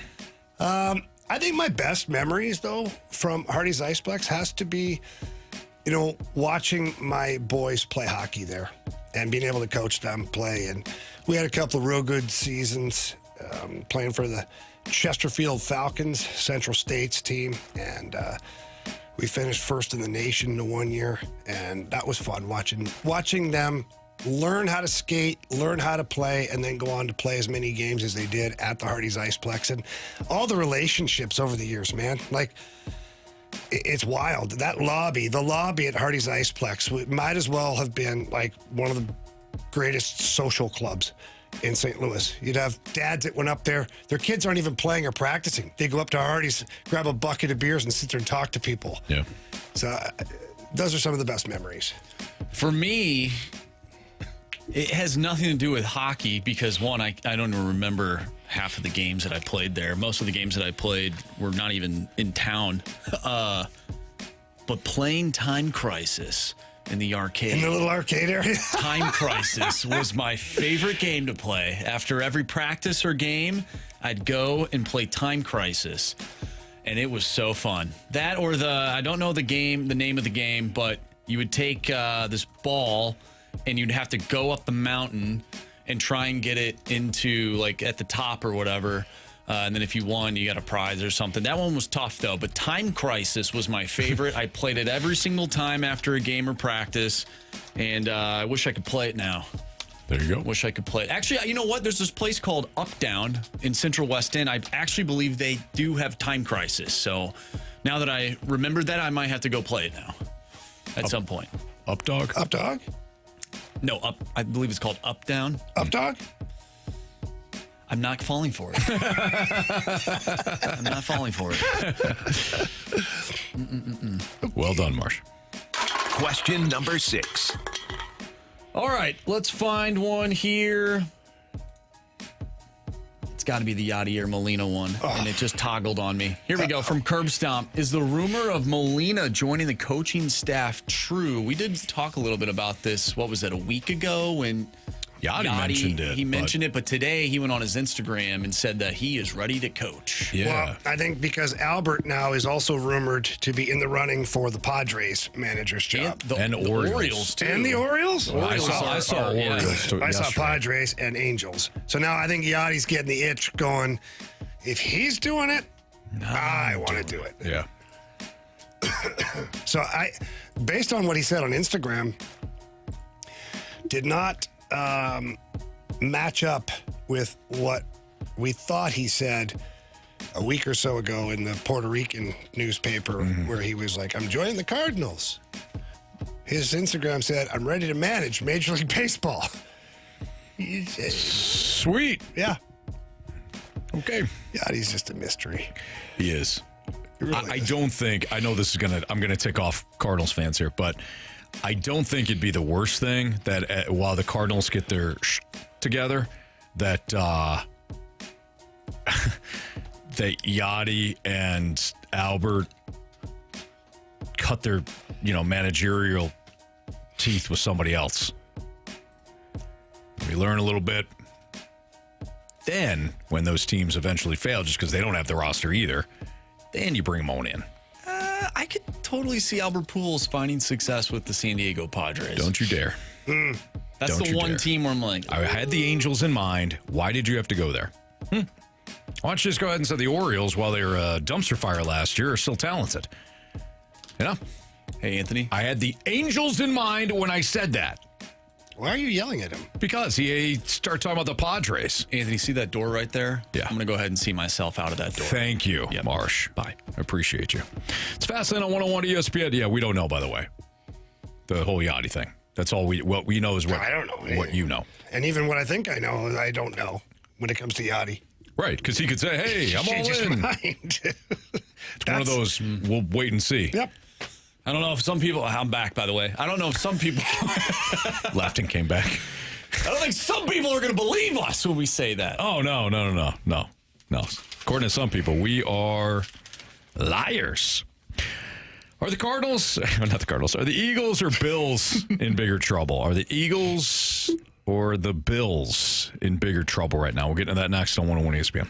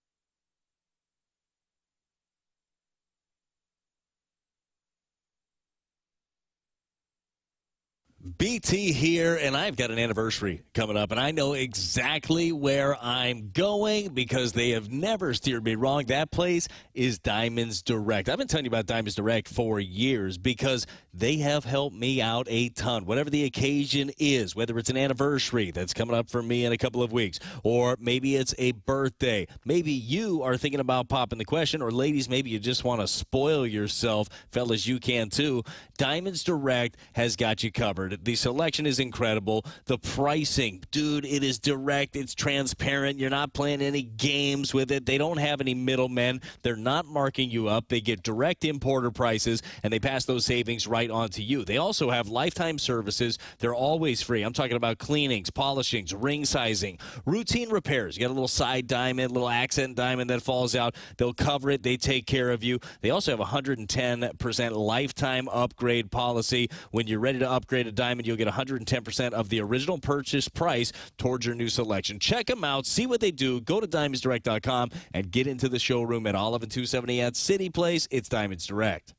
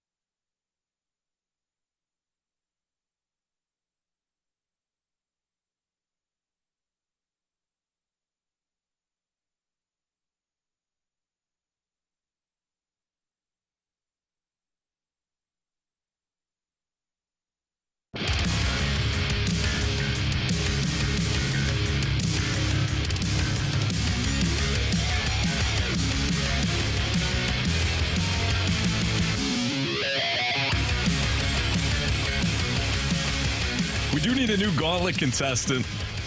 314-399-9646, the Air Comfort Service text line. So if you've always wanted to play in the Gauntlet and haven't played in a long time, we hope that you text in. You have an opportunity to play in the next 15 minutes or so. By the way, Curt Cignetti just signed a massive contract, and I mean massive, with the University of Indiana. He gets a new 8-year, $93 million extension from Indiana. Perfect timing, too, with Penn State. You know, needing a coach, and Curt Cignetti, of course, coming off the outstanding season last year when they made the playoffs. And then, of course, the big win over Oregon. They're undefeated, and they're rolling right now. So Indiana says, you know what? Why don't we scrounge up a little money to keep our guy? So that's what they did. Are the Eagles or the Bills in bigger trouble? I think let's start here. I think they're both. I wouldn't say in trouble necessarily, right? How about this? Let's word it differently. Who do we think is in more trouble?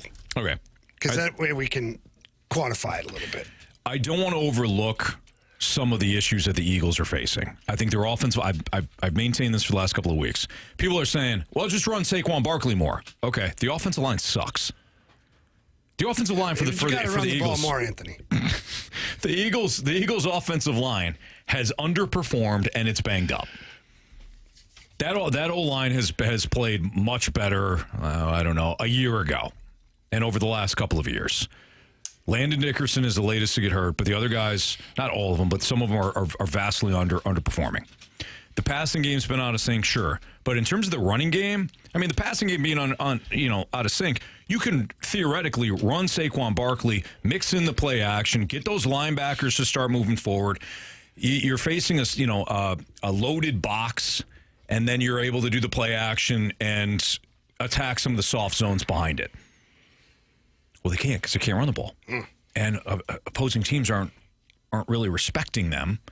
They're just using 4 or 5 blitzers or rushers to get after Jalen Hurts, and they're bottling up. They're bottling up Saquon Barkley. That said, the Bills are in bigger trouble right now. What? The Patriots, for all intents and purposes, are not going anywhere. Right, they're right there, first place. They're not moving, baby. They're 4-2. They've got a pretty soft schedule. I don't think the Patriots are going anywhere. Who in the NFC East is really challenging the Eagles?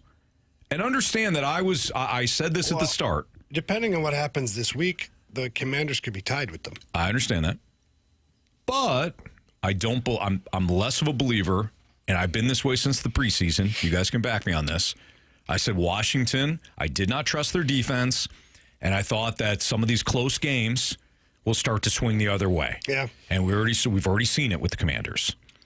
I don't think the Commanders or Cowboys or even these plucky Giants are more of a threat over the course of the season to the Eagles as I do the Patriots in the AFC East, who have Mike Vrabel and an excellent young quarterback in Drake May. So let's go outside the division, though. Yeah. Okay, let's go big. Because I got more thoughts. Let's go big picture. Mm-hmm. For me, big picture, I think the Eagles are in worse shape. Here's why. What? How much noise are we hearing out of Buffalo? Apart from the fact that they'd like to be winning more games, how much noise are we hearing? Not a lot. Not a lot of noise. Like national noise? Just like noise. Like inside the clubhouse. Disgruntled players. Oh, like gotcha. None. Noise. Yeah, none. Philadelphia has had noise all year. True. And A.J. Brown is on Twitter or wherever dropping comments, deleting comments, saying weird crap the next game. Jalen Hurts apparently isn't really talking with, I forget if it's the OC or if it's actually the head coach himself. Saquon seems to be happy, but he didn't have a great game last game. They're not using him because of running game. I feel like there's a lot of turmoil there, and it reminds me of the season where they lost the last 5 in a row of the regular season and went on to do nothing that year. Lost to the Tampa Bay Buccaneers. They did. Whereas Buffalo, I feel like, the Patriots aren't going there. They got an easy schedule, but the Bills are still going to be in the playoffs. Mm-hmm. And I feel like the Bills, in my opinion, can still right the ship. I feel like the Eagles are off the rails, man. Every week, something new is blowing up. Can I ask you this? No. Marshy, can I ask you this? Absolutely. And you know they got a get-right game ahead of them this weekend. No, they do not. You'll be there in mini. All right, let me ask you this. Have the Eagles under Nick Sirianni kind of always been that dysfunctional family that has figured things out? Yeah, yes. After a while, all dysfunctional families have a blowout at some point. Thanksgiving, typically. Yeah, or whenever they've drank too much. Somebody drank too much. I don't. Hopefully it's on October 19th of 2025. Yes, that'd be nice for Marshy, who, again, will be there in Minnesota. Jamie, you're not wrong. There is a lot of dysfunction there, unlike Buffalo. I'm going to counter with the Bills' on-field product. I'm not overlooking what New England did to them on that Sunday night, but that was more of a game where, like, Buffalo was sloppy. The penalties started to add up. You know, they had some uncharacteristic turnovers, and Drake May just balled in the fourth quarter. What we saw against Atlanta on Monday, that will be the blueprints that teams use against Buffalo for the foreseeable future until the Bills make some serious changes on both sides of the ball. Let's stick with the offense for a second, though, for Buffalo. What Atlanta did was it blitzed the crap out of Josh Allen, but they only used 5 or 6 guys, and it was typically 5 guys. It was just 4 up front, and then maybe somebody would bail out, and then they'd rush other 2. It's not like they sent the house on them constantly, but they got after Josh Allen, who does not have somebody that wins one-on-one on the outside. There's no Justin Jefferson. There's no Jamar Chase. There's not even a Drake London. There is nobody on the outside that is winning. What the Falcons did was they sent pressure at Josh Allen. They made sure they contained him. The defensive lines defensive ends did a nice job of making sure they didn't rush past him.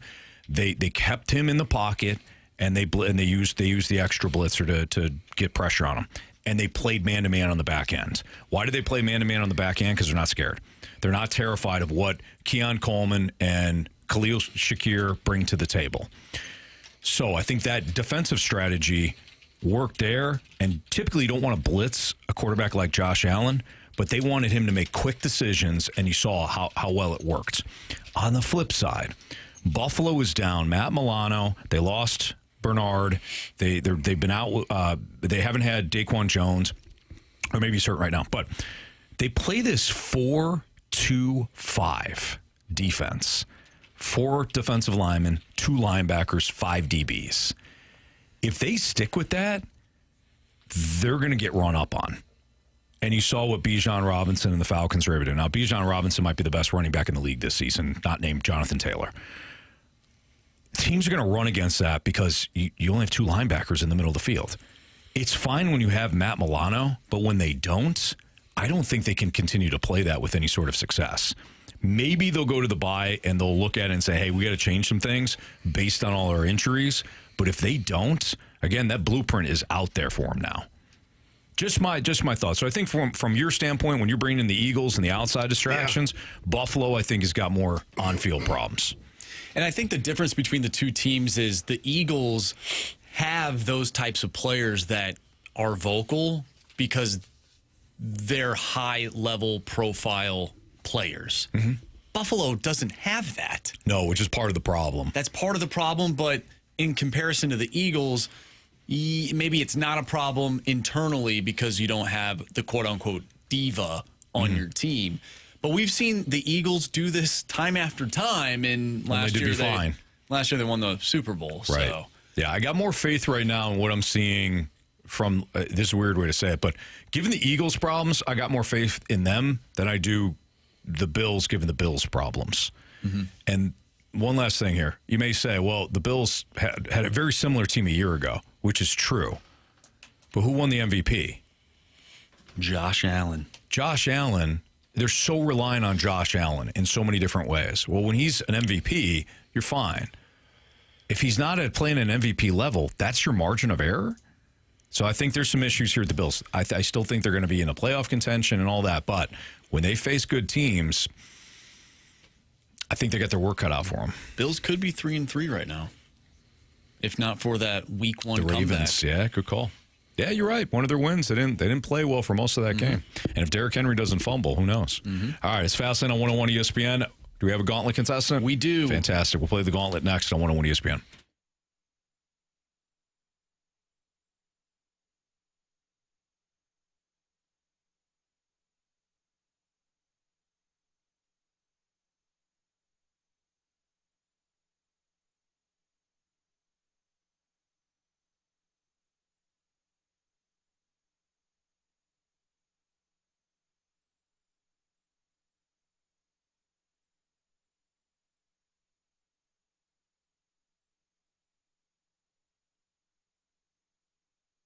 Cheap, fun. Let's get dirty as we head into the weekend here. A lot of fun stuff that is up in the air as far as sporting events are concerned. Get over to Dirt Cheap. They are your one-stop shop for all of your party favors. You've got the Blues game. You've got Mizzou playing. You've got Major League Baseball in the World Series coming up. ALCS, NLCS still going. All of that stuff is awesome, and no better place to pick up all of your fun stuff than Dirt Cheap. They've got all the great beers right there inside. They got red wine, white wine, the bourbons. They got great tequilas. And I've said this 1,000 times. I'll say it again. Dirt Cheap is referring to the price, not the product. And the people who work there are fantastic. Whenever I have a question about something, whether they have a product or not, or a suggestion as far as an alcohol or a wine is concerned, they're right there. They answer the question. They do a phenomenal job. They are the only place where I shop for anything to do with my parties because of the best in the business. So please visit them at cheapcheapfunfun.com. Again, that's cheapcheapfunfun.com. Remember to have fun, but please be careful out there.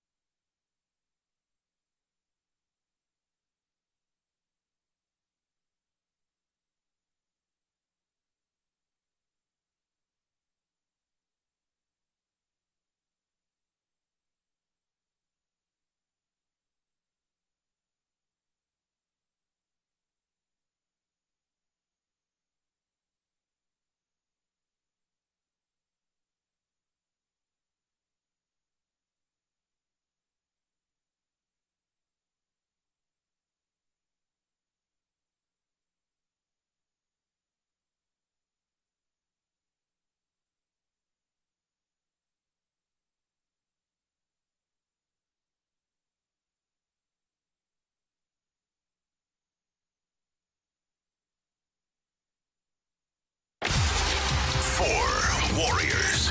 4 categories, 1 challenger. Can you survive the Gauntlet? Brought to you by Blue Note Roofing. Roofing, siding, and gutters. Visit BlueNoteRoofingSTL.com for a free inspection. With Andrew Marsh and Jamie Rivers, I'm Anthony Stalter. It's the Fast Lane on 101 ESPN 403. Your time check is brought to you by Clarkson Jewelers, an officially licensed Rolex jeweler. Time for the Gauntlet. Aaron is up next. What's up, Aaron? How's it going, guys? We're doing great, man. Appreciate you listening. Thanks for joining us and playing today. Would you like to take on Marsh, Jamie, or me today in the Gauntlet? Give me Jamie Rivers. Wow. He called it. I told you. You called it. I told you. How did you know? I had this Is this theory. your buddy? No. Aaron, are you and Jamie buddies? I wish. He sounds like a fun guy to hang out with, but I'm not that lucky. Thanks, Aaron. You sound like a nice guy, too. Yeah, it'd be fun to hang out with Aaron. But I have a theory that usually when the Blues have a bad game, not that you would think this is personal, but people come after me. They want blood on the text line, YouTube, and I'm like, you know what? I think this guy's going to pick me today because the Blues had a bad game last night. Is that true, Aaron? Yeah, I might want to kick a guy while he's down. There you go. All right. I don't hate it, Aaron. I don't hate it at all. All right. Good luck, buddy. Thanks. You too. All right, Aaron, go ahead and tell Andrew Marsh to spin that wheel as our guy Jamie heads into the Cone of Silence. Spin that wheel, Marcy. Aaron, what are we hoping for, kid? Either football or baseball. One of the two. Football or baseball? Sometimes the wheel knows what you want and then gives you the opposite. However, the wheel is feeling generous today. Football is our category. Here you go. All right. How about a little football action, Aaron? Good deal. Good deal. All right. So you're going to get 4 football-related questions. Each one is worth 2 points unless you ask for the options. If you ask for the options, those questions are worth 1 point. Marshy, thank you. Aaron, are you ready? Yes. Name the 2 teams that tied earlier this season in the NFL. Name the 2 teams that tied earlier this season in the NFL. The Green Bay Packers and the Dallas Cowboys. Final answer? Yes. Question number 2. Through 6 weeks, which NFL team has kicked the most field goals? This only includes successful field goals. So field goals made. Let me get the options on that. Options are the Pittsburgh Steelers, the Chicago Bears, or the San Francisco 49ers. I'll go with the Pittsburgh Steelers. Final answer? Final answer. All right, Aaron, question 3. So far, the longest field goal of the season was 65 yards, made by which kicker? Who kicked a 65-yarder? Is this counting or not counting preseason? No, this would not be counting preseason. Not be counting preseason. No. I'll do. I know where you're going with that. All right, here's your options. Chris Boswell, Chase McLaughlin, or Brandon Aubrey. Ooh, I'm going to go Brandon Aubrey, final answer. Question number 4. Mac Jones has played for the Patriots, is currently on the 49ers, but also played for which other team? That would be the Jacksonville Jaguars, final answer. All right. Let's bring back Jamie from the Cone of Silence right now. Aaron, how you feeling? Decent. Okay. All right. Jamie's going to plug his earbuds back in right now. Jamie, how's the Cone of Silence? It was pretty eventful today. We've got our guy T-Bone in there and Bradford in there, and they're talking shop, and yeah, a lot of stuff going on. All right. Jamie, your category today is football. Oh, love football. Pack a lunch. Oh, really? Okay. Question 1. Yeah. Name the 2 teams that tied earlier this season in the NFL. Oh, man, it was the...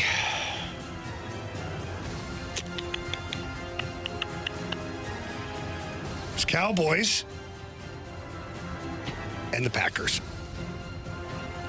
It was the Micah Parsons game. Final answer. Question number 2. Through 6 weeks, which NFL team has kicked the most field goals? Only includes successful field goals. I think I have an idea, but give me the options. Options are the Pittsburgh Steelers, the Chicago Bears, or the San Francisco 49ers. I think it's the Pittsburgh Steelers. Final answer. Here we go. Maybe I'm wrong. Here we go. Field goals. Here we go. Pittsburgh kicking field goals. Nice. All right, Jamie, so far, the longest field goal of the season was 65 yards, made by which kicker? Options. Chris Boswell, Chase McLaughlin, or Brandon Aubrey?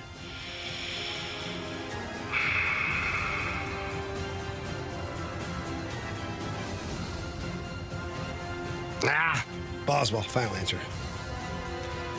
Question number 4. Mac Jones has played for the Patriots, is currently on the 49ers, but also played for which other team?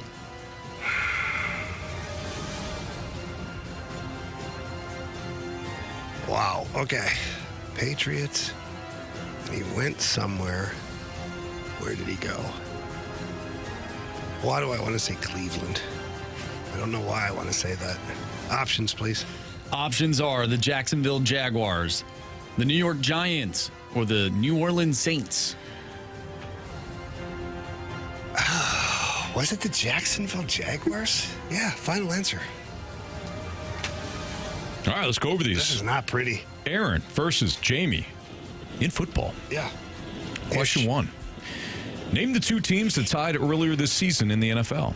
Jamie said the Cowboys and Packers. Aaron said the Cowboys and Packers. Correct answer is? It is the Dallas Cowboys and the Green Bay Packers. 2-2. Neither of you needed the options. Nice job. My only hope. 3 through 6 weeks, which NFL team has kicked the most field goals? Only includes successful field goals, so field goals made. Aaron, with the options, said the Pittsburgh Steelers.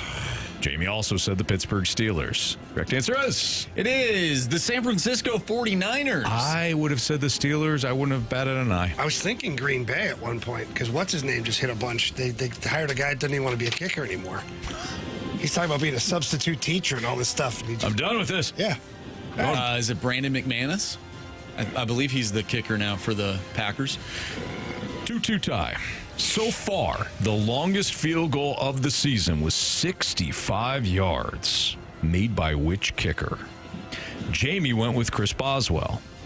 Aaron went with Brandon Aubrey. Oh, that's a good one. Correct answer is? Well, of course, it's Chase McLaughlin. Chase McLaughlin hit the 65-yarder. I also would have went with Brandon Aubrey. Yeah. All right. Again, 2-2. You guys have mostly had the same answers. Mac Jones has played for the Patriots, is currently on the Niners, but also played for which team? Jamie said the Jaguars. Aaron said the Jaguars. Correct answer is? It is the Jags. Nice job, guys. So this is what we're going to do. Aaron didn't need the options. I knew it was coming. Aaron. You have chosen wisely. Aaron wins 4-3 by virtue of that question. He knew that Mac Jones had played for the Jaguars. Jamie needed the options on that one, so Aaron wins 4-3 today. And he'll be back tomorrow to take on either me. Well, no, it's got to be me because Marsh, you're out. I'm out. And Carey's out. So, Aaron, you'll face me tomorrow. Sounds good, guys. Thanks. Congratulations. Good job, Aaron. Nice job. Way to go.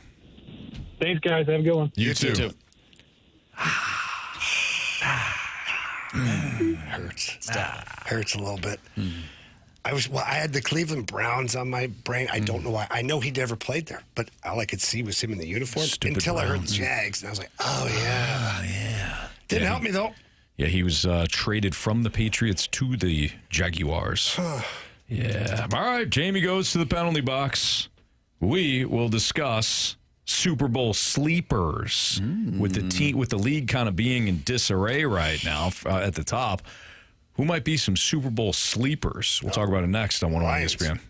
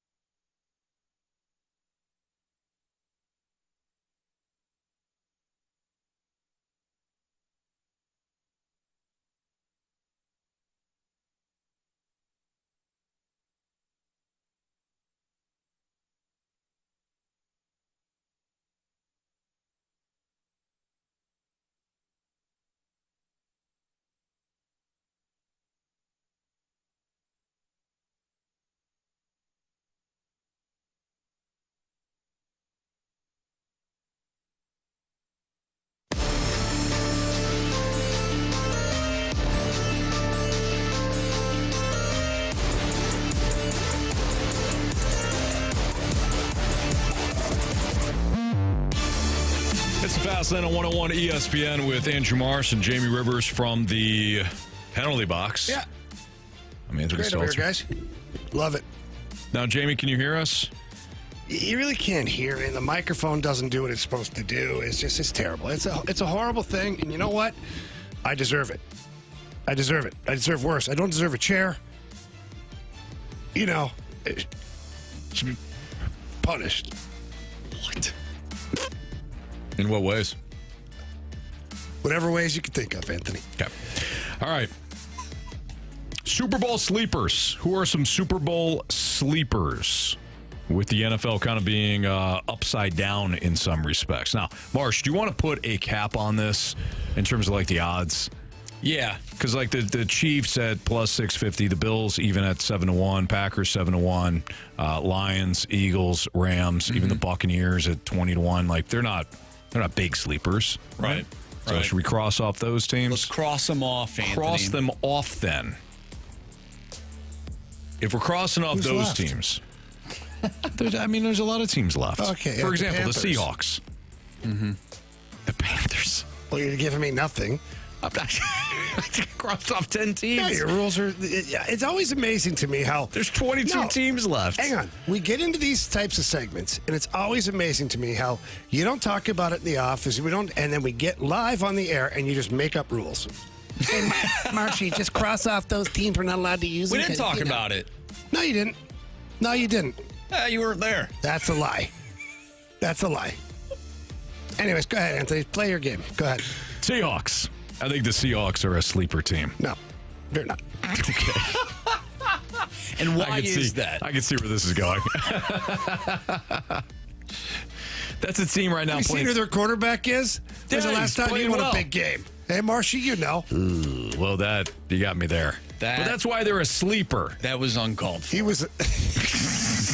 That was uncalled for. He was asleep last year. While accurate. He's got a lot to prove this year. Sure does. Yeah. That's why Anthony keeps going there.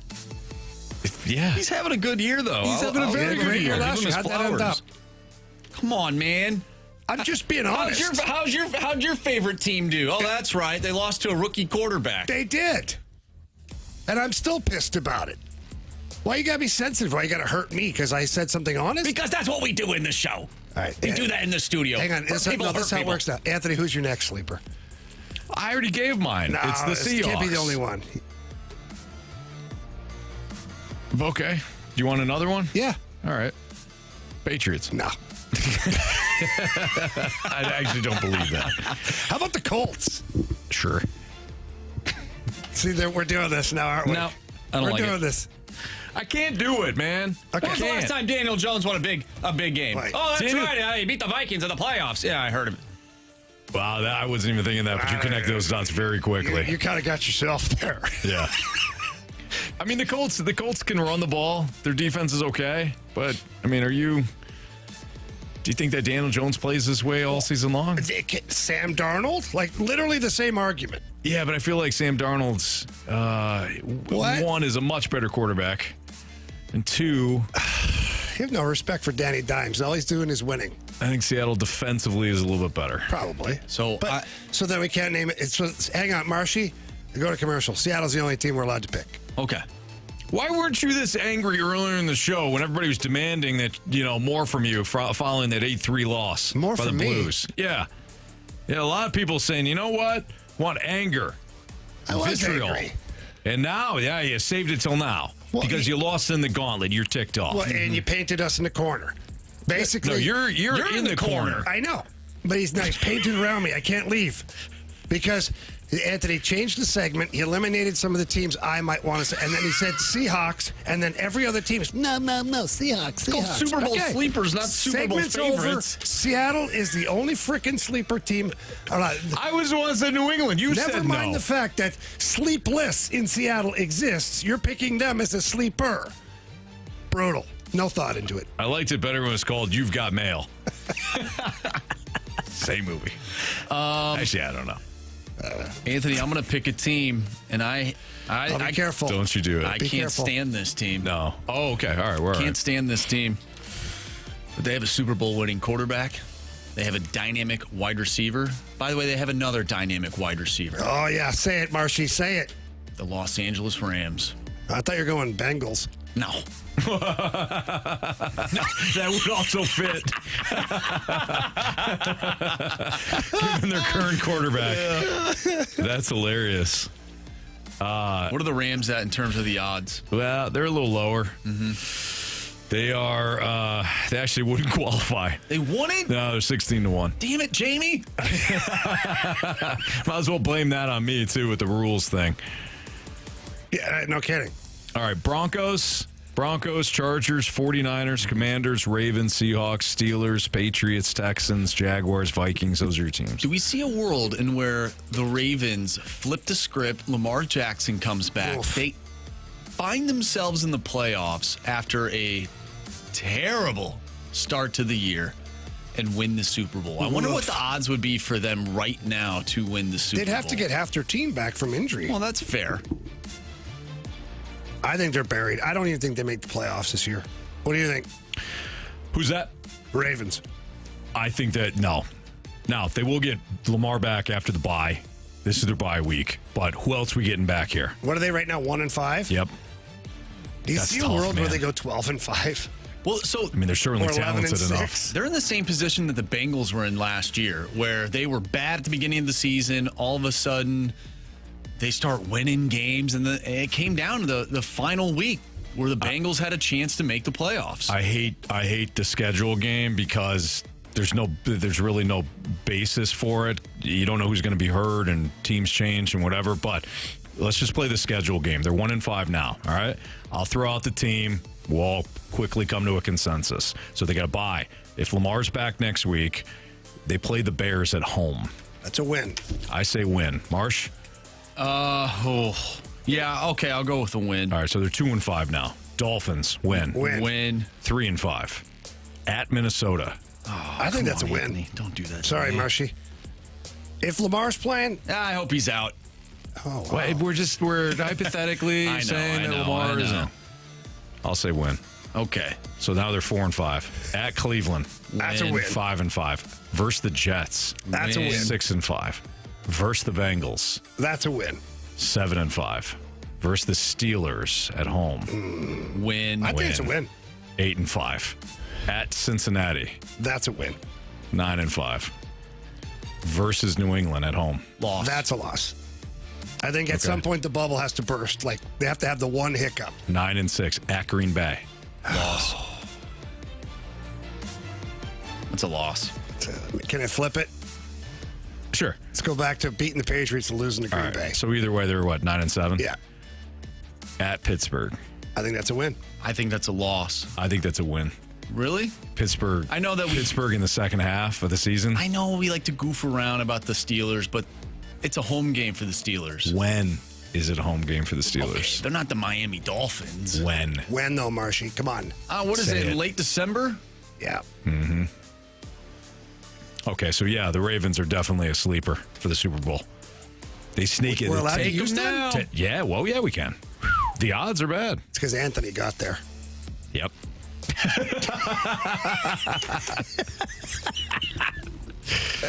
It's all right. So they win 10 games. Lamar comes back. They win 9 of the last whatever. They sneak into the playoffs. Yeah. You got Lamar in like the first round. Yeah, it's big games, though. No good. He's out. They're a sleeper. Lamar against the Indianapolis Colts in Indy. That's Right. probably what it would look like. Right. Something like that. All right. So I think we got it. Baltimore Ravens. The Baltimore Ravens are your sleeper Super Bowl team. Kerry's going to be so happy. That is his team. It's his Ravens. Loves them. Yeah. Now, Carey would say it's the Steelers all the way. Well, how could they be a sleeper, Anthony, when they're leading the division? Apparently, they're so good. We'll get to watch them win tonight against Cincinnati. They'll be 5-1. Mm-hmm. I think Joe Flacco takes it to the Steelers tonight. Are you picking them? I picked it already. Locked it in. I was thinking about it. I said that yesterday to you guys. No, I think one of us is enough, Marshy. All right. All right. There you go. It's Fastlane on 101 ESPN. How should we judge the 2026 Cardinals under Chaim Bloom? We got some more audio from Chaim today, who joined our guys BK and Ferrario, and we'll react to some of the audio next on 101 ESPN.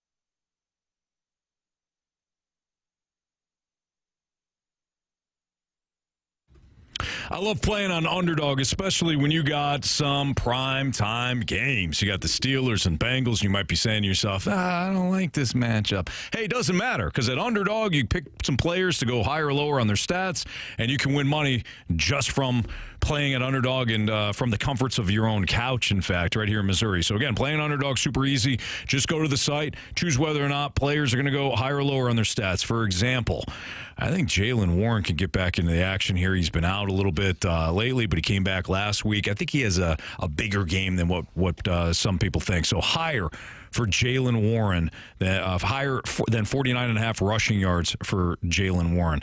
The way DK Metcalf has been playing, I say higher on the 0.5 rush plus receiving yards. So all he has to do is score a touchdown tonight. I think DK Metcalf finds the end zone. Now, we do have to play, and unless we're playing a college football game or a hockey game or something like that, we do have to play somebody on the other side.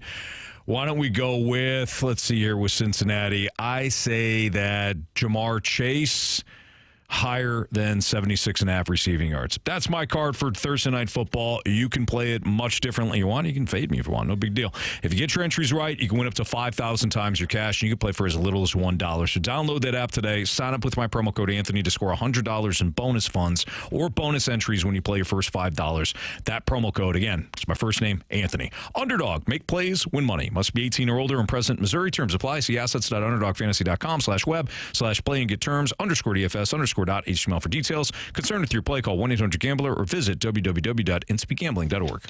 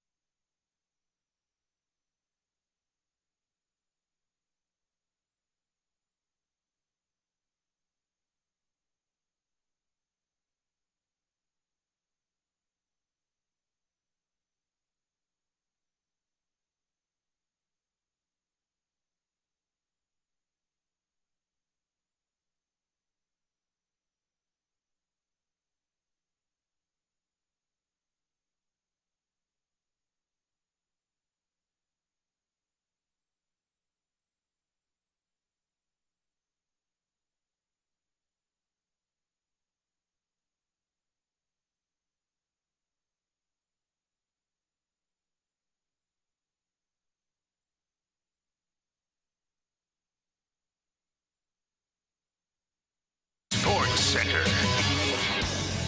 I'm Andrew Marsh. It's time for a Sports Center update driven by Johnny Londoff Chevrolet and Johnny Londoff Autoplex. Well, the Blues lose to the Blackhawks last night, 8-3. They'll be back in action on Saturday, taking on the Dallas Stars. Pregame starts at 5. Puck drop is at 6. We talked earlier today with Chris Pronger. If you missed that interview, make sure you go to 101ESPN.com or check out the free Dobbs Tire and Auto Center's 101 ESPN mobile app. Just head to the podcast page and you'll find all of our interviews and all of our shows. And it's all brought to you by the Schaefer Door Company. We will also talk with Voice of the Blues, Chris Kerber, at 5 o'clock, so stay tuned for that. Tonight, we have Thursday Night Football for you as the Cincinnati Bengals take on the Pittsburgh Steelers. Pregame for that one starts at 6:30. Kickoff is at 7:15. I'm Andrew Marsh, and this Sports Center update is driven by Johnny Londoff Chevrolet and Johnny Londoff Autoplex. See them at londoff.com. Chevy, together we drive. Are you kidding me?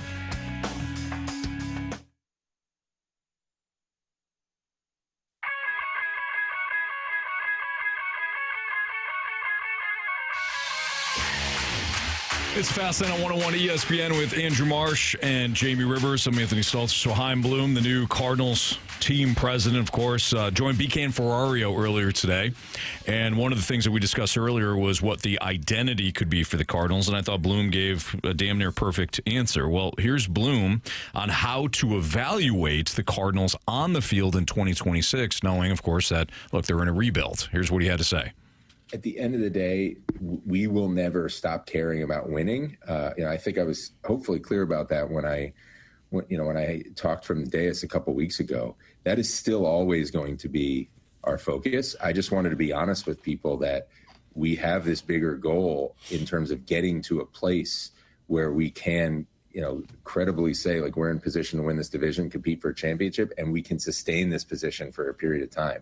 I wanted to put that out there both because I thought it was just really important to be clear. I also look from the past year and a half being in and around St. Louis, like, this is a baseball town where people follow the team closely and understand the game, and I think can follow along with that. And I wanted to put that target out there to basically say, I want people to hold us accountable in their opinions of the things we do and the moves we make to whether they get us closer to that ultimate target or not. That can be hard to measure, but that's kind of the lens that I want to look through our moves or look at our moves through. And that's what I hope our fans will do as well.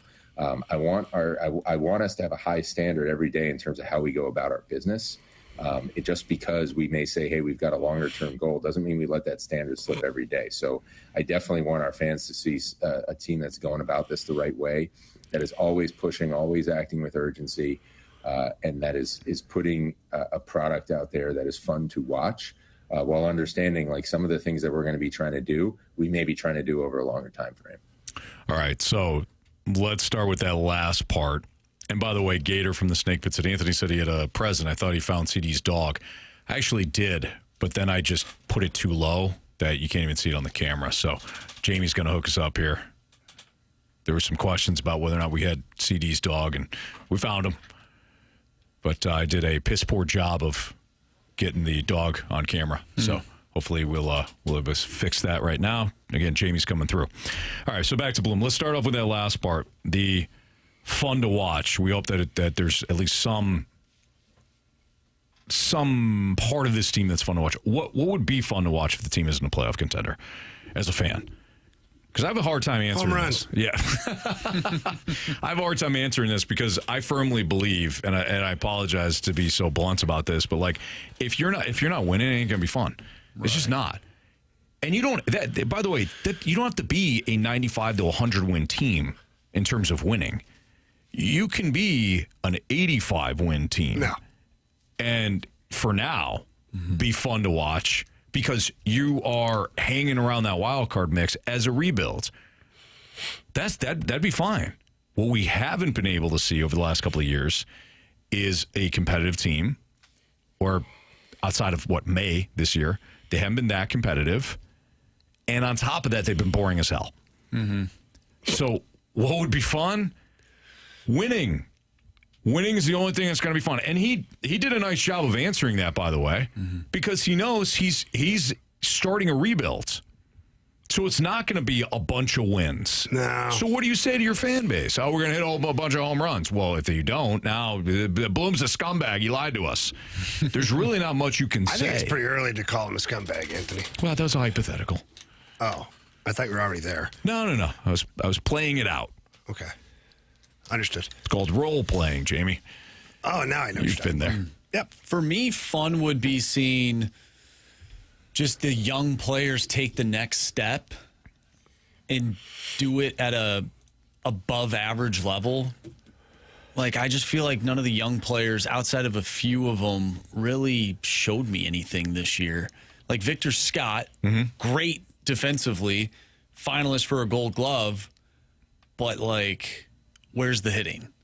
Ivan Herrera, though, right? Ivan Herrera. Well, yes, So I said outside of a few players. But with Ivan Herrera, we still have question marks about if the guy can play catcher. I don't. Sorry. Jordan Walker, question marks. Nolan Gorman, question marks. The pitching staff, question marks. I'm excited to see what young pitchers that they may bring into this rotation, as well as some of the guys in the bullpen or whatever, too. I'm interested to see what that looks like.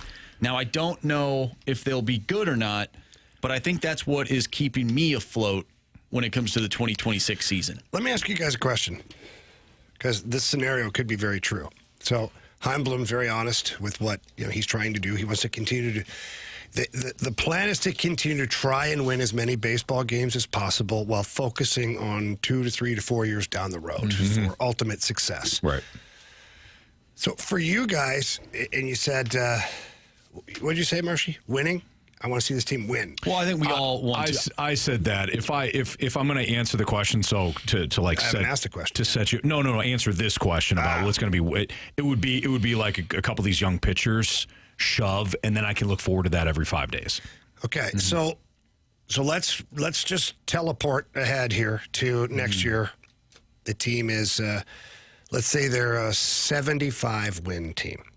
Okay, but in those 75 wins, or throughout the 162, you got to watch J.J. Weatherholt play. You got Mason Wynn. You got Victor Scott. You've got Liam Doyle. You got some other guys some other young pitchers. They didn't win a lot of games, but you got to see some of this young talent on the field, and does that excite you? I don't know if I'm watching. Can you go through that? I don't know if I'm watching early, but if you're going through, because think about it, I know in May we were all excited because the team had a really nice month. We hung on for a little bit in June, and then by July we're like, this is terrible. But then we kind of crept back into it near the end when nobody wanted the wild card. Right. We're like, all right, yeah, did we though? Kind of. Well, but if even if a young player is performing well in the month of like August, I'm not. I shouldn't say I'm not watching. I'm not like excited to watch it just because it's a young guy. So how about this? I thought what was frustrating about this team is that there were games that they would win in which I thought that they had no business winning in terms of the opponent. And then they would lose games that I thought they had no business of losing because of the opponent. The Rockies, the Nationals, some of these teams were like, man, if you just take care of business here, maybe your season looks a little bit different. Yeah. I think I could stomach going into next year if they were to be around the same, record, if they had the same record, give or take a few games or whatnot. If they are beating the teams that are below them, but maybe being competitive, but just not having enough talent against the Dodgers, the Phillies, the upper echelon of Major League Baseball, because then I can look at it and say, you're not there yet. Sure. And that's understandable, but you also should not be at the bottom with all these other teams that this season you were losing games to, multiple games. I do not want to be a part of that conversation. I want to be looking at this upcoming year and taking strides, knowing that you can take care of the bottom half of the league, but maybe you squeak out a few wins here and there against some of the better teams around baseball, but ultimately you're not better than them yet. Yeah. I can stomach that. All right, fair. Good. Anthony doesn't agree with you. I think you're doing that thing. No, I think what Marsh said was I completely understand it from I understand what he's saying. What? Now you're doing that thing right now. What am I And doing? I don't like you doing it to Marshy. I understand what he's saying. Yeah, you know what he's doing. It's that grin. He's like, it's great. Yeah. Oh, yeah, it's great. Looking to move along because he looked at the clock. I saw him, and he's like, I'm just It's part of my job to keep us on clock. Well, I said all clock, of a sudden, right? huh? What? How dare you? How dare you? How dare you? How dare you do that to my friend, Andrew? Now he's your friend. He's always my friend. Yeah, it's not what you're saying earlier when he walked out of here and went to the bathroom. Listen, here's a couple things you know about me to be true. I'd rather him be in the room if I'm going to say something negative to him. Don't you twist this. So if your habits, if you like to project your habits and try to create them mine, like every time you walk out and you beep, beep, beep, beep, beep, don't. That's not me. I say very positive things when you walk out this door. And you know that. That's not true because I left my phone on here one time and I was recording the audio. And I turned it upside down and walked out. Went back, played it later, and I cried. I did. I don't cry very often, Anthony. I cried because I'm like, does he really think that little of me? No. But then, you know what I realized, Anthony? It's my problem. You are upset with yourself. You see the deficiencies in you. Yeah. And then therefore you try to like project them onto me or make them mine. Because half the stuff you said, I was like, that's not even true. And then I could see it in your voice. And so when you just did that to Marshy, oh yeah, that's great. Yeah. You're doing the same thing. You're right now, you're thinking negative things about Marshy, but that's actually things about you. Jamie, I will say right now to your face the things that I appreciate and love most about you. One, fantastic hockey ass. And I've always told you that. Okay. Wait, what? Hockey ass.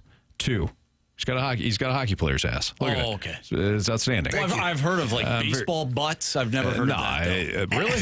No, I've only Did you see this guy's rear end? Legs. I've heard. It's incredible. Tree trunks. Very jealous, but in a good way. Thank you. Two, loyal AF. Okay. I've told you this before. Yes. I ever kill somebody, I'm calling you first. Okay. Right? Yeah. And number three, you make me smile every day. Let's see. This is okay. So those three things. No, it's exactly what I tell you all the time. You're doing the thing again. See, what he's trying to do is compliment himself right now. So,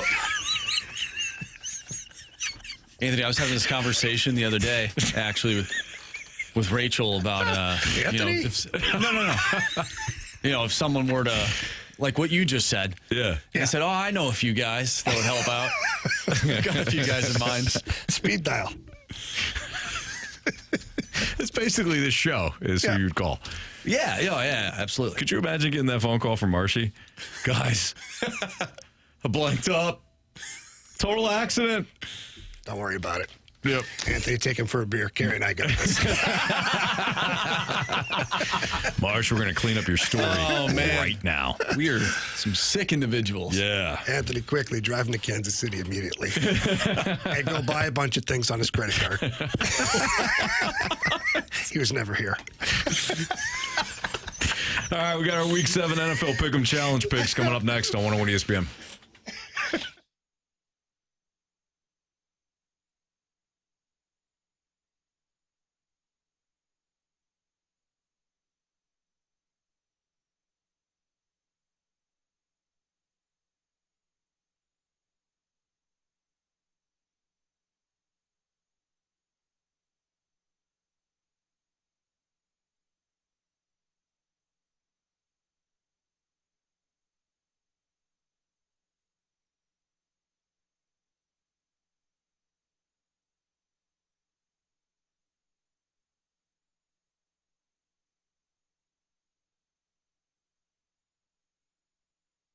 All right, lots of action going on in the sporting world right now, and Circus Sports Illinois, the app, is the best way to go about it.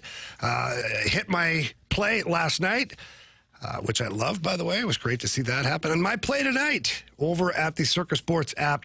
I love the over-under for the first period in all these hockey games tonight. The Colorado Avalanche and the Columbus Blue Jackets. Over 1.5 is at -140. I'm all over that on the Circus Sports Illinois app. And if you're asking yourself, where do I find this app? Easy. Website, App Store, get on there. You find it super, super easy. It's very user-friendly, and they've got the player props every game. They've got parlays available. They've got tight money line splits. And as always, as advertised, they have the best odds of any app that is out there. Derek Stevens is a long-time betting guy, and he wants to make sure that Circus Sports has the best odds of any app that's out there, and they've done that. So please don't miss out on any of the action. Download Bet Like a Pro with your Circus Sports Illinois app today and enjoy everything that Circus Sports has got going on because it's pretty exciting right now. If you or someone you know may have a problem with gambling, call 1-800-GAMBLER or text ILGAMB to 833-234.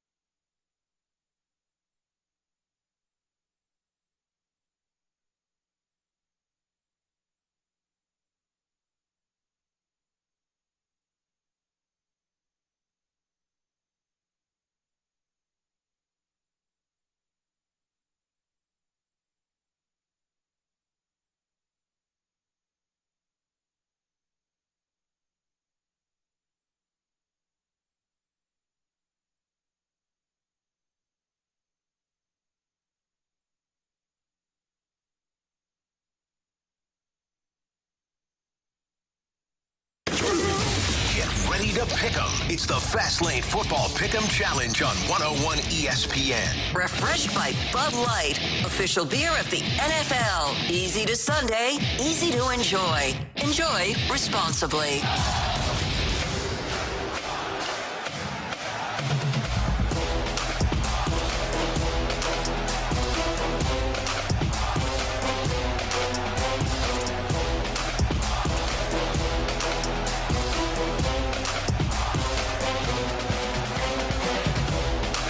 It's Fast Lane on 101 ESPN. Time for the NFL Pick'em Challenge. By the way, join Learn and me tonight in the Hot Shots in O'Fallon, Illinois. Not Mo, Illinois. 6:30 to 8:30. State that very clearly. In O'Fallon, Illinois. We're on the hillside. 6:30 to 8:30 tonight. Learn and I will be out there. Come watch the Thursday night football game. Get signed up for some Point and 101 ESPN giveaways and enjoy a cold Bud Light. Again, that's tonight from 6:30 to 8:30 with me, Anthony Stalter, and Learn from the Rizzuto Show and Bud Light at the Hot Shots in O'Fallon, Illinois. All right, we are down 4-2 in the Pick'em Challenge against the Rizzuto Show. While there's no panic, I do think we need some urgency, gents. We need some wins, baby. Yes. Is everybody on the Steelers tonight? Yep. Yes. Yes, I am. Now, Marsh, you've been considering the Bengals. What's the thought process on maybe Cincinnati pulling off the upset? I don't know. Second week with Joe Burrow. These Thursday night football games have been weird. We saw last week the Giants take down the Eagles at home. I think everybody feels that maybe the Steelers are that team. And They're a 4.5-point favorite. But there's just something about this Bengals team, man. I don't know what it is. I feel like they've been getting a little bit better and better each week. Well, now they've got Joe Flacco, so I don't know. It's the Thursday game. If this was a Sunday game, I wouldn't feel the same way. But it's a Thursday game, so I feel like anything can happen on a short week. That's why I'm a little skeptical. But I'm going to go with the Steelers. By the way, ahead of this next game here, so Rams and Jaguars, Puka Nacua was not seen practicing today. He's already viewed as a long shot to play this week because of the ankle injury that he absorbed last week in Baltimore. How does that impact the way you guys are looking at this Rams-Jaguars game? Well, it certainly does impact it. I don't know to what level. This is one I might flip. I have the Rams right now, but I didn't think the Rams were that impressive last week. Baltimore drove down the field. I mean, that could have been a 10-10 game at halftime, and then things went sideways because Baltimore just doesn't have their guys. But a week ago, we were all hyping up Jacksonville for beating the Chiefs, and last week, I did not have them beating the Seahawks. I thought Seattle was a better team. But that game was still relatively close late because Seattle stopped scoring in the second half. I mean, their offense went into a shell. Mm-hmm. I might flip to Jacksonville in this. I have Jacksonville, and this is strictly because of the post-game meeting that Duval had with his team, Liam Cohen. I just liked what he had to say to his team. I feel like they're going to bounce back. They're a London darling, Anthony. It seems like they always play overseas. Oh, that's right. This one's in London. And people probably think that they're a terrible football team, but not this year. They're going to prove those Brits wrong this week. Not so fast, my friends. Marsh is saying. You know what? I'm just flip to Jacksonville right now. Why not? What, Jamie? Bears, Saints. We all in the Bears? Yeah. Bears. Saints have been a little more competitive than I thought they were going to be this year, but that's not saying much. That wasn't a high hurdle. You know what I mean? True. Okay. All right. Dolphins, Browns. Got the Dolphins. I don't like it, but I got them. I don't think that Dylan Gabriel is ready to play. When do we get Shedeur? Ever? Is Kevin Stefanski? Kevin Stefanski's not about it. I know, but it's weird because I think from a talent standpoint, I think he's more talented than Dylan Gabriel is. And he might be able to get your team some wins, or at least help. But he's so stuck into this because the owners drafted Shedeur and not him. Yeah. Seems weird to me. Like, if I'm coaching a team, at some point I'm playing the players that can win me games. Yeah.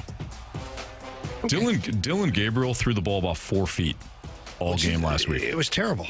I mean, it's just dink and dunk, garbage. When he fired off the side of his own teammate's helmet. Like, it was awful.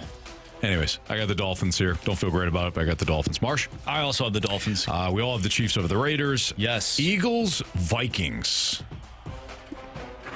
Eagles, Vikings. Now, Marsh will be in attendance. I will be in attendance. I know that you're taking the Eagles. I'm in lockstep with Rachel on this one. Fly, okay. Eagles, fly.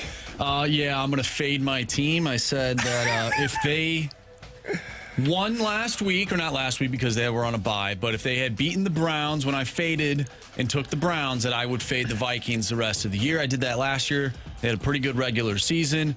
The Vikings rush defense is not that great. They're 24th in the league right now. Now, the Eagles' rush defense isn't great either. They're actually 26th. Vikings' second best passing defense, right behind your Atlanta Falcons. But for whatever reason, every time I watch this team, it seems like they can't stop a running back from finding lanes. And I don't know. I don't know what is going to happen. I am interested to see the Carson Wentz revenge game, though, against the Eagles. But because I'm superstitious, I'm going to fade the Vikings. But I will be rooting for them. I'm going to take the Vikings. They had the extra week. Now, the Eagles do get an extra, couple of days to prepare because they played on Thursday night. But I think the Eagles' problems are real right now. And I think Brian Flores is going to have something for that Eagles defense. The Eagles offense. I think it's going to be kind of a low-scoring game. And you get into the fourth quarter, who knows? So give me Minnesota. Carson Wentz exacts his revenge on his former team. All right. Panthers, Jets. Give me the Jets, Jets. First win of the season. No chance. I have them First as well. win of the season. Panthers are playing good, man. At home, they have been dominant. Oh, really? Not so much on the road. Give me the Jets. I've got the Panthers. Why, if Carolina's so good, why are they a 1.5-point favorite? Seems fishy, doesn't it, Seems Marsh? fishy. I'm going to go with the Jets as well. Yeah. Patriots over the Titans. We all got the Patriots over the Titans. Anybody taking the Giants against the Broncos? Nope. I want to, but I don't know. That Jackson Dart Scatterboo combination is like, it makes you want to choose. Like, maybe. But I think the Broncos are too good. How about Colts, Chargers? I've got the Colts. I have the Chargers. The Colts almost lost last week at home to a Jacoby Brissett-led Arizona Cardinals team, who we all agree is not a good football team at the present time.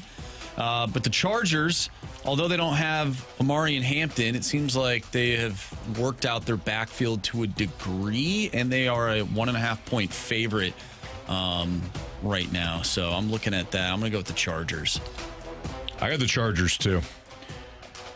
I think that the Colts started to show some weaknesses on defense last week. Jonathan Taylor had a big second half, but the Cardinals bottled them up in the first half. I think this is a game where Harbaugh emphasizes containing Jonathan Taylor. Don't make mistakes with the footballs and start turning the ball over offensively, and they eke out a very narrow, low-scoring game. We all have the Packers over the Cardinals? Correct. All right. Cowboys, Commanders. I took Dallas in this one. I did too. Good home team. They find their offense at home. Not so much a road team, although they did beat the Jets on the road. Don't really count them. But I have Dallas. Yeah, I got the Cowboys. Wow, we're all in the Cowboys. Falcons, Niners. Falcons. Niners. Right now I have the Falcons. I think that defense is legit. And San Francisco is so banged up. Telling you. I like the old Niners. Okay. I got the Lions over the Bucks. I do too. I think the Lions, I think this is going to be the we're pissed off game. I think the Lions actually embarrass these guys. Tampa's been walking the tightrope now for a little bit. You know, they're like the kind of the talk of the league. What happens to the talk of the league? They get waxed on prime time. Well, and to your point, the spread is -5.5 right now. I got a feeling That's Dan a pretty Campbell, big spread for a team that doesn't have as good a record. right? Okay. And I got the Seahawks over the Texans. Everybody else? Of course you do. I have the Texans, actually. What the hell? I have the Texans winning that game. I keep telling you, Seattle's not as good of a team at home as they are on the road. You watch your mouth. I feel like It's my Houston, they're coming off a bye. It seemed like they didn't really play anybody, but they were starting to find a little bit of their offense. I think that is a game that Houston wins. All right. Chris Kerber joins us next. We'll break down what happened last night with him here on 101 ESPN.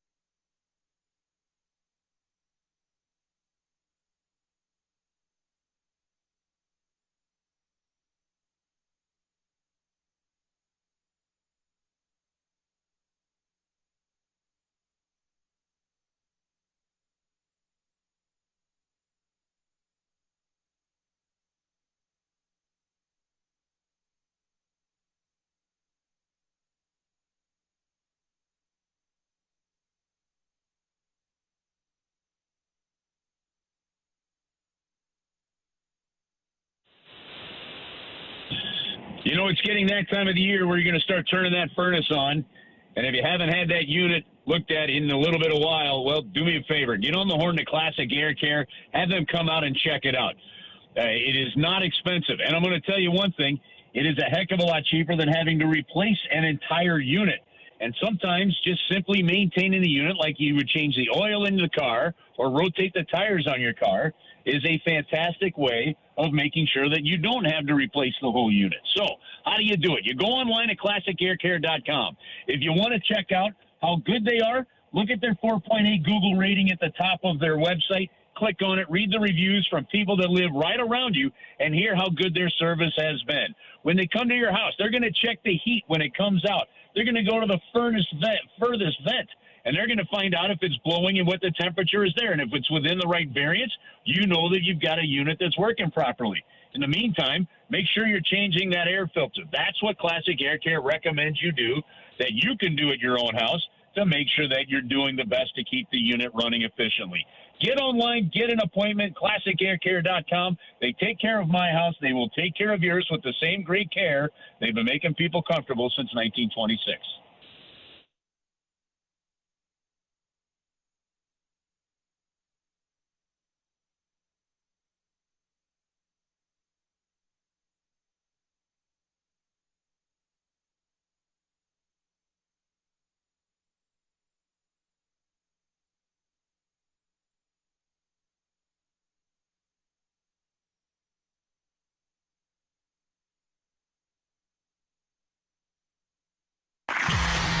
Talking everything St. Louis Blues as we head into the Blues booth on 101 ESPN. Presented by Boardwalk Hardwood Floors. Find your perfect new floor at boardwalkhardwood.com.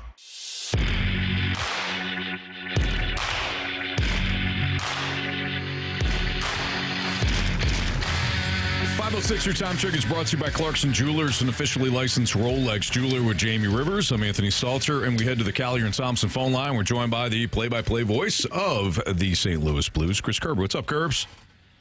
Fellas, how are you tonight? Well, doing better. Further we get away from last night's loss. That's unfortunate. It is what it is, though. It was a rough one. When you were watching it, did you get the sense that things were going to kind of fall apart quickly for the Blues, just based on how everything looked from a goaltending and defensive standpoint? No, I actually thought at some point they'd grab it, and when they were down, even when it got to 4-2, I thought, they're still in this thing. So the 5-2 is when it started to go. I do like, the goaltending change to see if you can spark something. Then when you realize you didn't spark anything, I'm okay with just putting Joel back in there and giving Jordan the rest that you were intending to give him anyway. Look, there are a lot. First off, you got to love in sports when there are certain positions that everybody's got your back, and goaltending in hockey is one of them, right? You're never going to hear a player in hockey go, man, our goaltending need to be better than that. They're gonna take it like Braden Shen did on themselves. We have to be better. Like in just about every single game, there might be 5 games out of 82 over the last few years each year where you're going to sit there and say, the goaltending wasn't very good, and we couldn't really recover. But in all honesty, I think that's what happened last night. I think it was a little fragile because of that, and it was just one of those off nights for goaltenders. And I'm going to tell you, not just Joe Hofer on the Blues side. I thought the same thing for some of the goals that went in on Soderblom. Like at one point, we're going, man, are we in a goalie vortex here? So the good news for me is in a game like that, and I don't know how Jamie looks at it, but that's an anomaly because our goaltending is typically pretty stellar. Look, we don't get even a point out of Calgary without what Joe Hofer did. So to me, when it's an anomaly, you're okay, you regroup, and you go back at it. When it's a trend, it's a problem, and we haven't had that trend as a problem in a while. Yeah, I would agree with that, Curbs. It was a tough night for the goalies last night, but they've been there on so many other occasions. But one thing that is trending, Curbs, and I just kind of want to get your opinion on it, or at least what you're seeing, is that the Blues are giving up a lot of outnumbered situations off the rush, whether it be, teams that are designing plays or players that are out of position. We've seen it all year. Even in Calgary, we saw it where they got some great opportunities. But to your point, Joel Hofer was there to make some of those stops along the way. In Vancouver, we had a few of them. And then Monty specifically last night said, look, we've got to clean up a lot of things, specifically our rush game. We're giving up too many outnumbered situations. What are you seeing that they might be able to clean up a little bit? Jimmy, I wonder if that comes into like the predictability of the game a little bit. Like I think, and honestly, now you're talking about having the teams only played 4 games together because there wasn't one preseason game where the entire team played together, right? So I think a couple things that we're seeing where I love the style of hockey, very active defense, right? The defense are pinching down the walls. You're going to get the occasional bad bounce where it's going to pop over the defenseman's stick, right? Or maybe it's a forward, maybe the defenseman is actually making the right play, pinching down the wall, and a forward didn't make the right read to get up high quick enough, right? Those kind of things. I think some of that is a timing factor. I also see the team really trying to stretch the ice. I mean, Jim Montgomery wants his team, once the defense has control of it, we talked to him about this a couple days ago, he wants those forwards going. He wants them going north. And if you don't make that play right on the tape or something like that, it's either an icing call or, maybe somebody knocks it down and, guys are heading the other way and that creates some odd man rushes. I kind of wonder if some of what we're seeing there is still them trying to figure out some of the system works that Jim is trying to get implemented there, because when it does work, like we saw it work in Vancouver, it looks like a fantastic, fun style of hockey to watch. When it doesn't work, kind of like last night, it can look kind of ugly. Chris Kerber joining us right now on the Fast Lane on 101 ESPN. Kerbs, what do you think overall? I mean, there's been a lot of teeth gnashing. It's only 4 flipping games, but there's been a lot of teeth gnashing, of course, about Logan Mailloux because of what Zach Bolduc has done in Montreal. From what you've seen and heard and observed, what do you think about his play thus far, things he can correct, and when is it safe to say, okay, we've seen enough where we know that he's either heading in the right direction or not? I think that's going to probably be the 28-29 season. Like in all reality, I told Alex last night on the air, I said, I think I'm going to get to the point where I might say, next question when it comes to anything Logan Mailloux related until for a little while, just because here's the thing. You love the passion of the fans. You love it, and you're dealing with a scenario where, there was a player that was, fans were kind of buying into in Bolduc, and then he's off to a great start. I don't think, if you honestly thought that Logan Mailloux was going to come in, having only played 8 total games in the NHL, and be Cale Makar, or Quinn Hughes, your expectations were wrong. This was a guy that was the 30th pick in the draft, right? Not the first or second, okay? And then it's still defenseman. I mean, I go back to when the Blues picked Eric Johnson first overall, when Ottawa picked Chris Phillips, first overall. Even that, for that matter, Jay Bouwmeester, 3rd or 4th, overall. It just takes time. Mistakes are going to be made. Chris Pronger, to me, and I know I'm not comparing the two by any means, right? But in terms of the end of Chris Pronger's career, but there's got to be some similarities in terms of, a young defenseman coming in and with a lot of high expectations, and it's just going to take time. The reality of it is the Blues knew this. They know it. I think that we have seen certain things, and to me, I love, you see that scrum last night, and he just ripped the glove. He didn't go into a scrum with the sticks, the stick held high, holding on to his stick and grabbing the guy with one hand. They both came off. I'm like, thank God somebody, how many times do you see that guys going with their sticks and everything? Take your gloves off and grab somebody. And, that part of the game still exists. That part of the game still endears you to your teammates. I think there's a lot to look forward to. I think we've seen glimpses of why, the Blues looked at where they were at with this and with him. And it's just going to take time. I mean, I talked to Al McInnes once. He said, what you got from a defenseman when it's 300 games. And I know, so other numbers are getting thrown around, but let's face it. Until you're getting up into that 225 to 250 or higher, you're still growing and learning an absolute ton. I mean, and I'm going to go with this too. Alex Pietrangelo played 9 games, the 4th overall pick. Played 9 games for the Blues, his draft year. They sent him back to junior. Then the next year, I think he played 8 games for the Blues, and they sent him back to junior. He had played 17 games in the NHL, and they were still sending him back to junior hockey, right? Yeah, he was a year or so younger than, obviously than Logan Mailloux is, right? But at the same time, you're talking about a 4th overall pick, and Logan Mailloux hasn't played 17 games in his NHL career yet. So you're just going to have to be patient and understand that, look, there's going to be some games he might be in the press box. Like, it wouldn't surprise me at all to see them, put Matthew Kessel into the game on Saturday night. At some point they're going to want to make sure he stays game ready, right? And then but they're also going to try to get him, and having talked to the coaches, sometimes you just want to try to get the guy 15 minutes a game, and he keeps on the learning curve, and you keep telling him to go. Just go play. And I know I'm long-winded on this here, but I'll tell you, like, Ian Cole to me is a great example. With Ken Hitchcock, there just was a disconnect with Ian Cole. Ian Cole's a first-round draft pick of the Blues, right? And you're looking at a guy that anytime he'd go in and he'd make a mistake, Ken Hitchcock would put him on the bench. And at some point, Ian Cole got to the point he was doubting himself. He goes, I was going out there to try to not make a mistake rather than just play. Because a forward can make a mistake, the defense and the goalie are still there. A lot of times a defenseman makes a mistake, and the goalie, and you're then apologizing to the goalie because the goal is scored. So, and what happens? Okay, the Blues trade Ian Cole. Pittsburgh found the role for him in 24 to 25 minutes a game and back-to-back Stanley Cups. So, patience.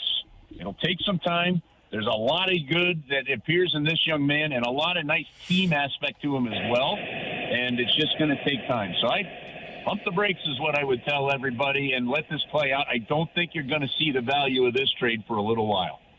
Kerbs, we'll let you go. Hopefully the injury to the shoulder or arm is healing up, my man. Yeah, we're getting a little bit better. All is good, and we'll keep plugging away. Sorry for that last long-winded answer there, but no, all good. Well said. Good topic here. Absolutely. All right, Kerbs, we'll let you go. Thank you. Have an awesome week. You too. Okay, see ya. That's Chris Kerber here in the Fast Lane on 101 ESPN. Thursday night football. We got the Bengals and Steelers game. The pregame starts at 6:30. The kickoff at 7:15. We'll get into some of the storylines on tonight's game next on 101 ESPN.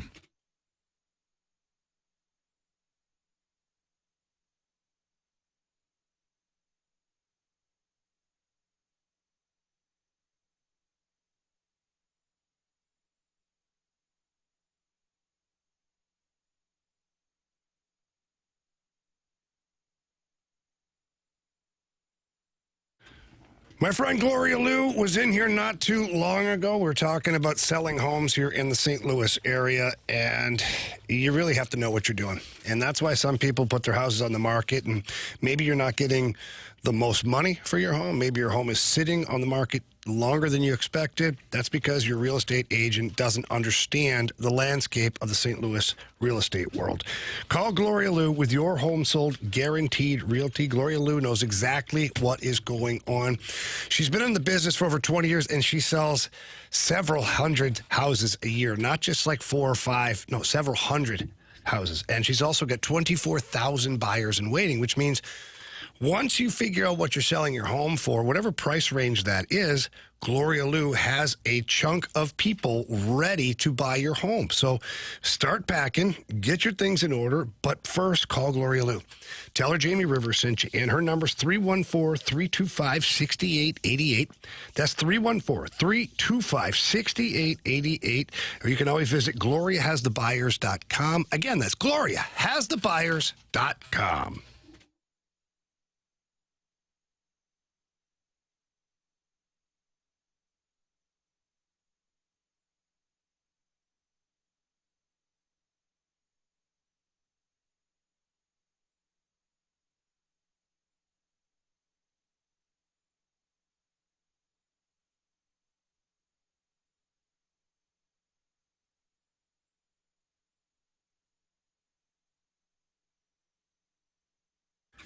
Jamie here, and I've got an interesting investment opportunity for you. No, I'm not a financial advisor, so I'm not going to guide you down that road. But I will tell you that some people who do know a lot about money and how to make money and take care of money are investing in U.S. farmland. That's right, U.S. farmland. And why are they doing that? Well, you're getting steady returns. There is long-term growth in this investment and real stability. So even when the stock market is all over the place, and we know how that feels, sometimes it can be very, very stressful. Well, when you buy farmland, it just has those steady returns over and over and over again. And the land and the farm, they keep appreciating every year that goes by. And you don't have to have millions of dollars either to get involved in this. No. But you do have to pick up the phone. And when you pick up the phone, you got to call the founder. His name is Chris Bronner over at AgVest, and he will guide you down the right path. And if you own farmland, he can help you out there too. So honestly, the best thing to do is just pick up the phone. Again, call Chris Bronner. Tell him Jamie Rivers sent you in. His number is 618-520-7022. That's 618-520-7022. Or you can always visit agvestadvisors.com. Again, that's agvestadvisors.com. Buy land, not making it anymore.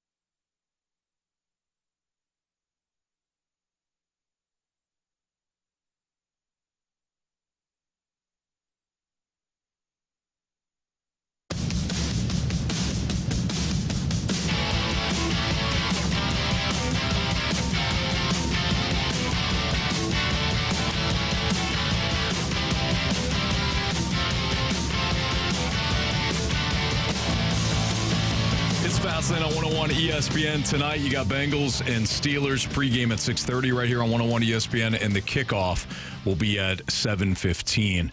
I think honestly, the most interesting aspect of this game is that you had Mike Tomlin come out earlier this week and criticize the Cleveland Browns organization. It's almost the same at this point. It's not far off, Anthony. Now I'm picturing Sam. Remember the old head coach for Cincinnati? Sam Weish, who at one point got on the mic during a Bengals game because the fans were throwing all the stuff on the field and goes, "You don't live in Cleveland, you live in Cincinnati." Basically act right. It's awesome. Anyways, it's a great slight. Mike Tomlin criticized the Cleveland Browns organization for trading Joe Flacco within the division, and you just don't hear head coaches criticize organizations like that. But my thought behind that is, what is Mike Tomlin doing? What are you that worried about Joe Flacco? Well, I wonder.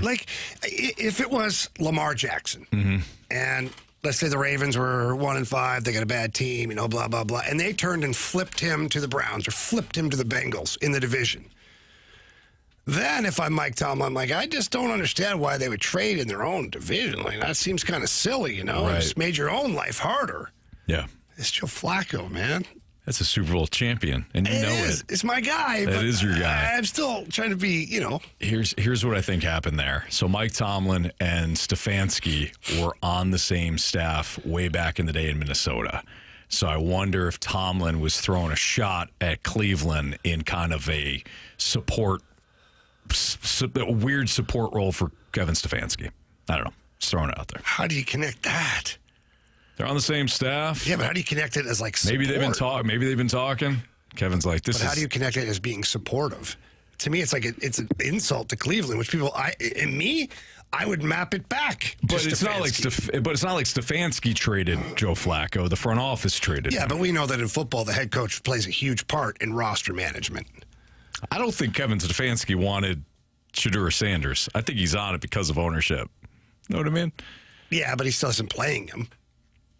Right. So I don't know. When it comes to the storylines, I think that might be the most interesting. I highly doubt Mike Tomlin is afraid of Joe Flacco. Throws for 300 yards, 3 touchdowns. So Marsh is making the same face that I am right now. Could you see it? Yes, that's the problem I have with the whole thing. I could see since it would not be shocking to see Cincinnati beat Pittsburgh today. But that's more based on Pittsburgh because I don't believe in them. Sorry, Carey. Are we rooting for Cincinnati to win to knock Carey down a peg? No, not to knock Carey down. Not to knock Carey down a peg. But maybe to say, hey, how about you revisit how good your team is? So right? That's kind of what I meant. Joe Flacco traded on Tuesday of last week. Yeah, played on Sunday. Which I was shocked about, by the way. Yeah. I didn't think he would actually play in the first game. I was not all that shocked because that's how bad the rest of them are. Cincinnati with the Bengals were Zach Taylor was so tired of watching Jake Browning play. He goes, I don't care how old you are and when you showed up, get in there. Flacco went 29 of 45. Not great. 219 yards, 2 touchdowns, 0 interceptions. Hold on. Go back to that first line. What'd you say? 29 of 45. Dude put the ball in the air 45 times. Yeah. He just showed up. I know. But 2 touchdowns, no interceptions. So he took care of the ball, too. Yeah. He gave Green Bay a game. He beat them earlier. Not he, but the Browns beat the Packers earlier. Jamar Chase isn't pissed off. He had 10 catches for 94 yards. He made an unbelievable touchdown catch, too, in between multiple defenders. All right, so from a matchup standpoint, I think the Steelers' offensive line and run game, does it finally get going? Does it finally get going tonight? Because Pittsburgh can control the line of scrimmage. Cincinnati's defensive line isn't good. Yeah. And then, of course, you got the Jamar Chase, T. Higgins matchup with the Steelers secondary. Yeah, that's more. Yeah, I don't know. Trey Hendrickson's going to be out. Are you going to flip your pick? I might. We just talked Marsh out of it. I know. I'm starting to believe in Joe Flacco, though. Trey Hendrickson out. He's dealing with hip and back issues, so he missed practice early in the week, so he's going to be out. So their top pass rusher's out. I don't know. I watched the Steelers even last week, and I'm just so woefully unimpressed. They're 4-2, but the Browns had nothing last week. Got nothing from Dylan Gabriel.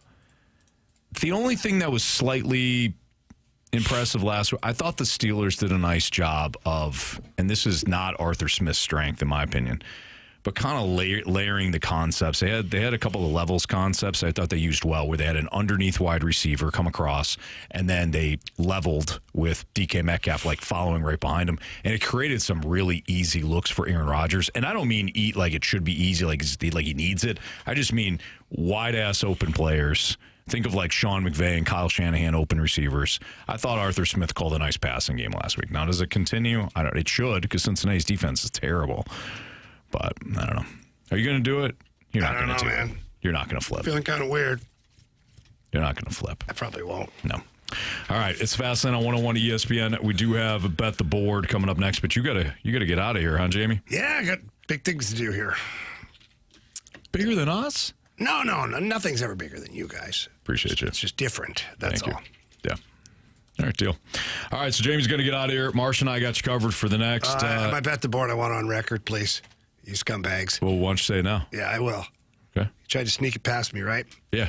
1.5 is the over-under for the Avs Blue Jackets first period. The over, minus 140. All right, so did you get that, Marsh? Jamie said. It's in the airwaves now. So. Avs, Blue Jackets under 1.5. That's right. That's what he said. That's right. I heard too. Under 1.5. Funny, guys. Funny. First period goals. I know that my friends in the snake pit would back me up on that tomorrow. You scumbags wouldn't be able to. You got one friend in there. I read the comment earlier. Yeah, that guy loves me. He never said another comment. No, not that guy. Aces fan 2222 says Jamie is the only reason why I tune into the fast lane. Oh, thank you. And I responded with Jamie is the fast lane best. Aces fan 2022. Amen. What I wanted realize that you're being snarky. Well, no. What I wanted to say to him was the only reason why I listen to you is because of your friends. You know, Aces fan. But that would have been snarky. You are the best. Around. No, take you down. What movie? Karate Kid. Yeah, well done. Yeah. All right. Bet the board next on 101 ESPN.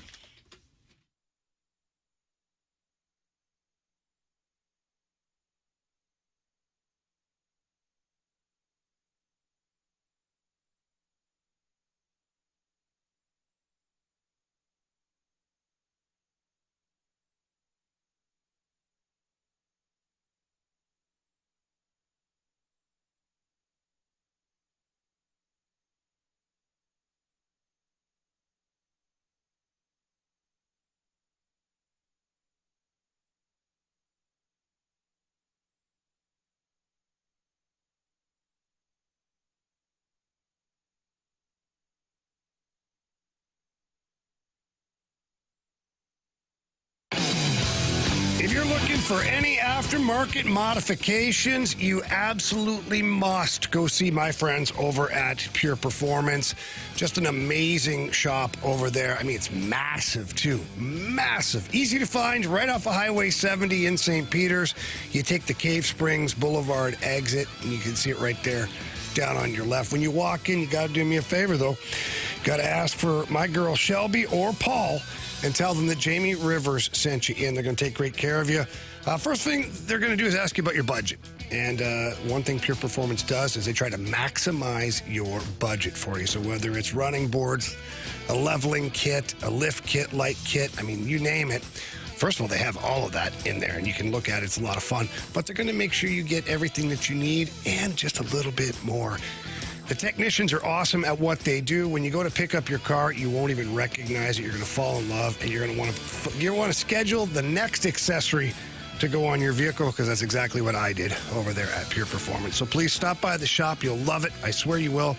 If not, though, you can still get all the information you need online at pureperformance.com. That's pure, P-U-R, performance.com.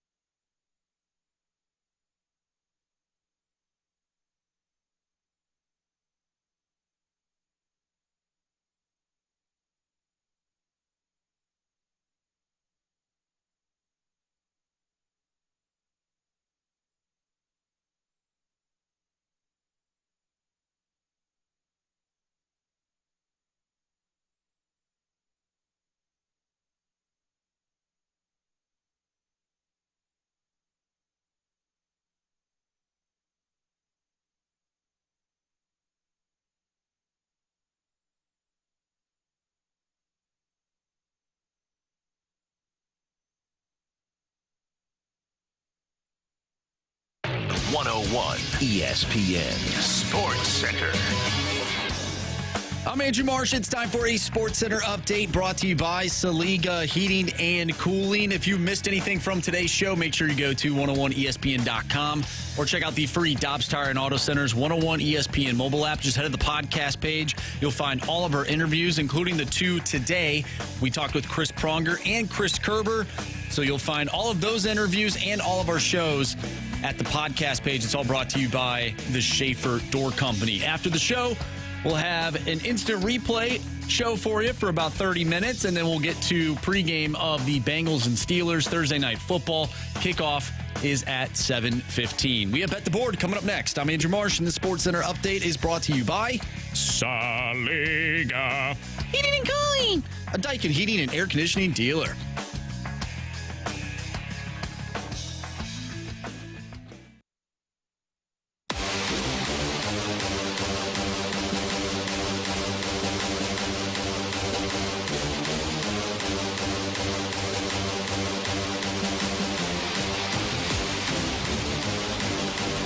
All right, time to play Bet the Board here in the Fast Lane on 101 ESPN. Marsh, can you update us on our standings? I certainly can. Anthony, we are behind right now. I'm having a terrible month. Kerry Davis is in the lead with 9 points. Wow, that's sick, mofo. Jamie has 8. I have 7. You have 5. Ouch. All right, so Kerry's in the lead. He also texted us earlier today with his selection, which was, let me get that back out. Did you go baseball again? I think you went baseball again. Fast lane. Bet the Board. Oh, no, he went football. DK Metcalf over 60 yards receiving at minus 141. Do you want me to check that? Yeah, go ahead and check that. Or are we that. just going to... Well, things could have changed, you know? DK Metcalf, 70 or more. But that's 70 or more. Let's see if I can get the individual number here. Marsh, you're usually better at this than I am. No, this is good radio. We'll just give it to him. I don't know what you're looking for. Over, the DK Metcalf over. Oh, under, okay. Receiving yards. All I've got. No, he's right. 60 or more is minus 141. He's got it. I got it. Verified. Done. All right, Jamie just gave us his article, or his pick. Avs and Blue Jackets over 1.5 in the first period. So, Marsh, you're up. I'm going with kicking points tonight, gentlemen. Wow, kicking points. Yeah. I said gentlemen. It's only you and me. Yeah, that's all right. Or you and I. Well, there's some gentlemen listening. Yeah, absolutely. Give me Evan McPherson 6+ kicking points at minus 132. That basically means that I need 2 field goals out of the guy. Well, there you go. Hopefully Joe Flacco gets them in range multiple times for you. All right, I'm going to go to football, but not that football. There's a Tulsa and East Carolina game tonight. Give me the over 54.5 in that game, Marsh. Over 54.5, Tulsa and East Carolina. Please and thank you. I should have won college football last night. Now I'd had to do a lot of research on the Delaware Blue Hens, but still, this baseball's been kicking my rear end. I don't like it. Speaking of college football, there's some big games this weekend. USC Notre Dame is a good one. We've got this one's kind of interesting just from like a Mizzou standpoint. Not a big game nationally, but Oklahoma and South Carolina I find fascinating because, again, Mizzou beat South Carolina before, and they will play Oklahoma. So might have eyes on that one. LSU and Vanderbilt. LSU's number 10 overall. Vanderbilt's 17. You've got the Ole Miss Georgia game. That line is 7.5 in favor of Georgia, who haven't exactly played well against top opponents this season. Mm-hmm. So that line doesn't make sense, Marsh. You know what to do with that. Number 11, Tennessee, goes to number 6, Alabama. You think Tennessee can hang? They got a great offense. I mean, I think they could hang. Do I think they win? No. Tennessee is just, to me, they're one of those teams that, and I know they beat Alabama a few years ago, but with Hooker. Yeah. Hooker. No, Man, when it comes down to the big games, man, this is a program that just doesn't, at least as of late, they just don't get it done. Doesn't do it for They you. had a chance to beat Georgia this year, didn't do it. I don't see them beating Alabama. I don't either.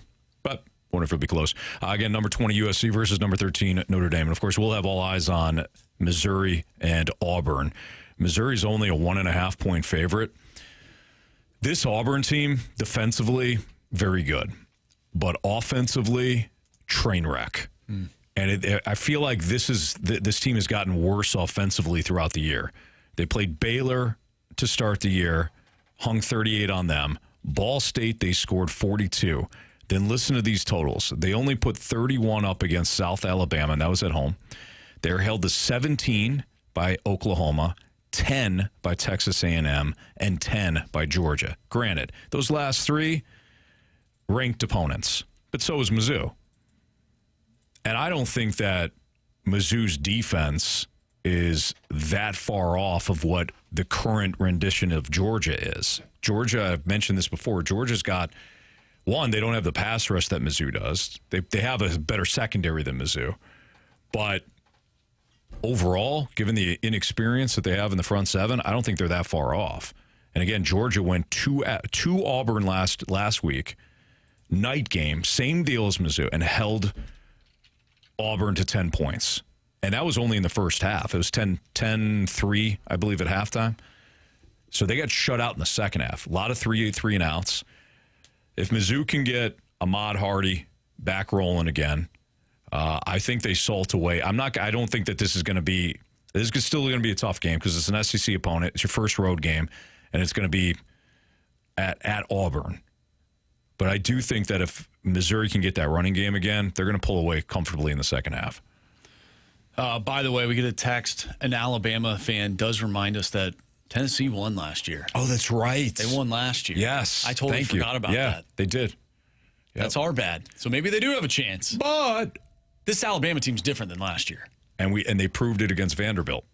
Now, was it? That is true, yeah. Should it have been a double-digit win for No, Anthony, Bama? should have been a 9-point win. Should have been a 9-point win. A 9-point win. But Alabama took care of business against Vanderbilt, especially in the second half. I mean, they figured out how Vanderbilt was attacking them and completely shut them down in the second half. Mm-hmm. They suffocated them in the second half, caused some turnovers.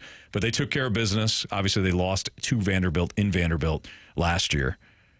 But I do think that this Alabama team has gotten better each and every week. Mm-hmm. And really the Florida State loss, some people would argue that the Florida State loss looks worse now because of what Florida State has done.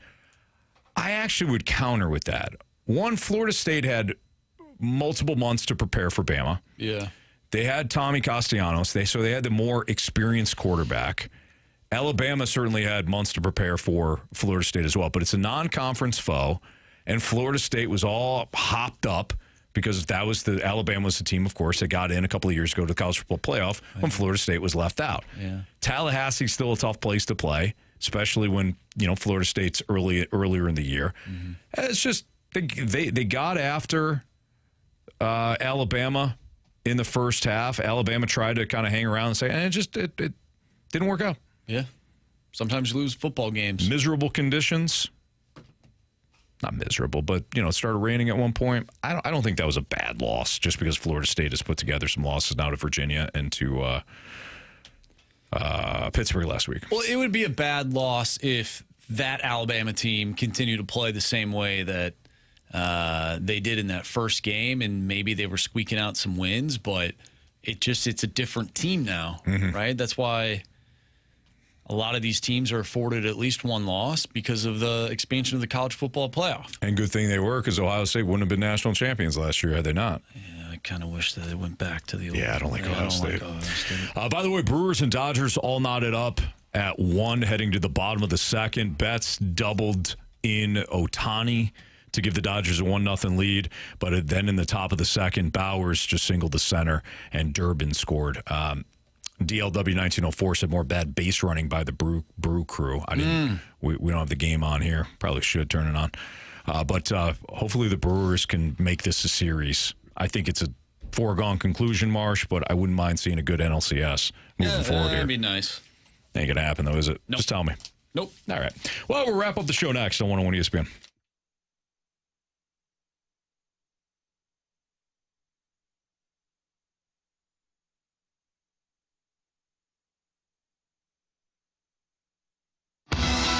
Hockey is back, and Twin Peaks has you covered this hockey season.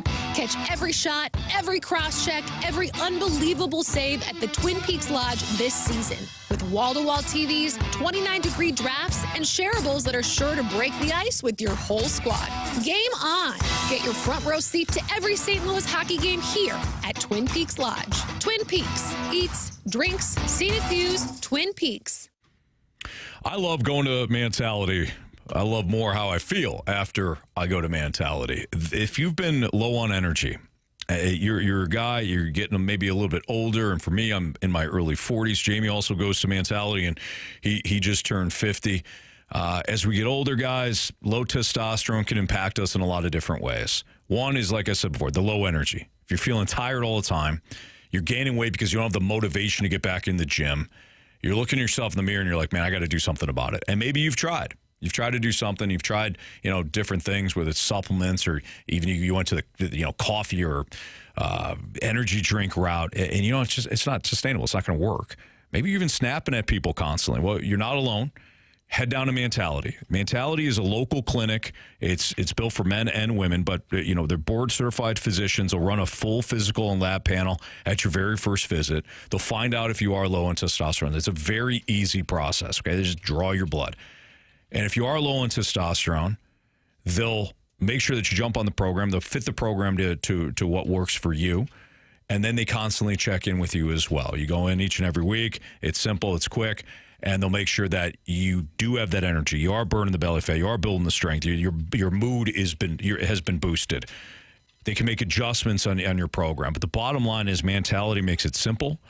And you feel great. You feel like you did when you were young. This year, stop settling. Be the dad who keeps up, the partner who's present, the man you know you can be. Visit mentalityhealth.com/radio right now to book your appointment. Head in there. And when you do, go to either Chesterfield or South County. There are 2 locations. Tell them Jamie and Anthony sent you in there. It's Mentality.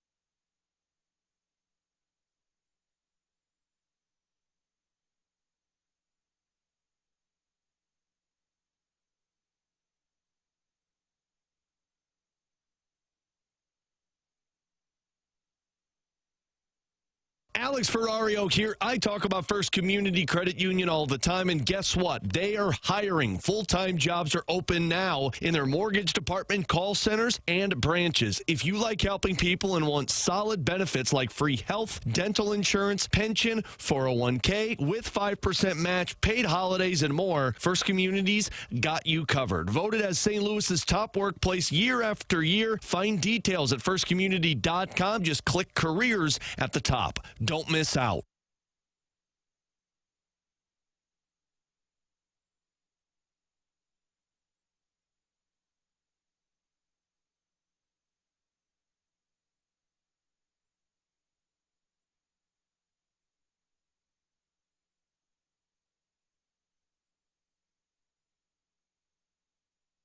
Find all the ticket details and your shot to score free tickets for 9 Inch Nails right now at 101ESPN.com or on your 101 mobile app powered by Dobbs Tire and Auto Centers.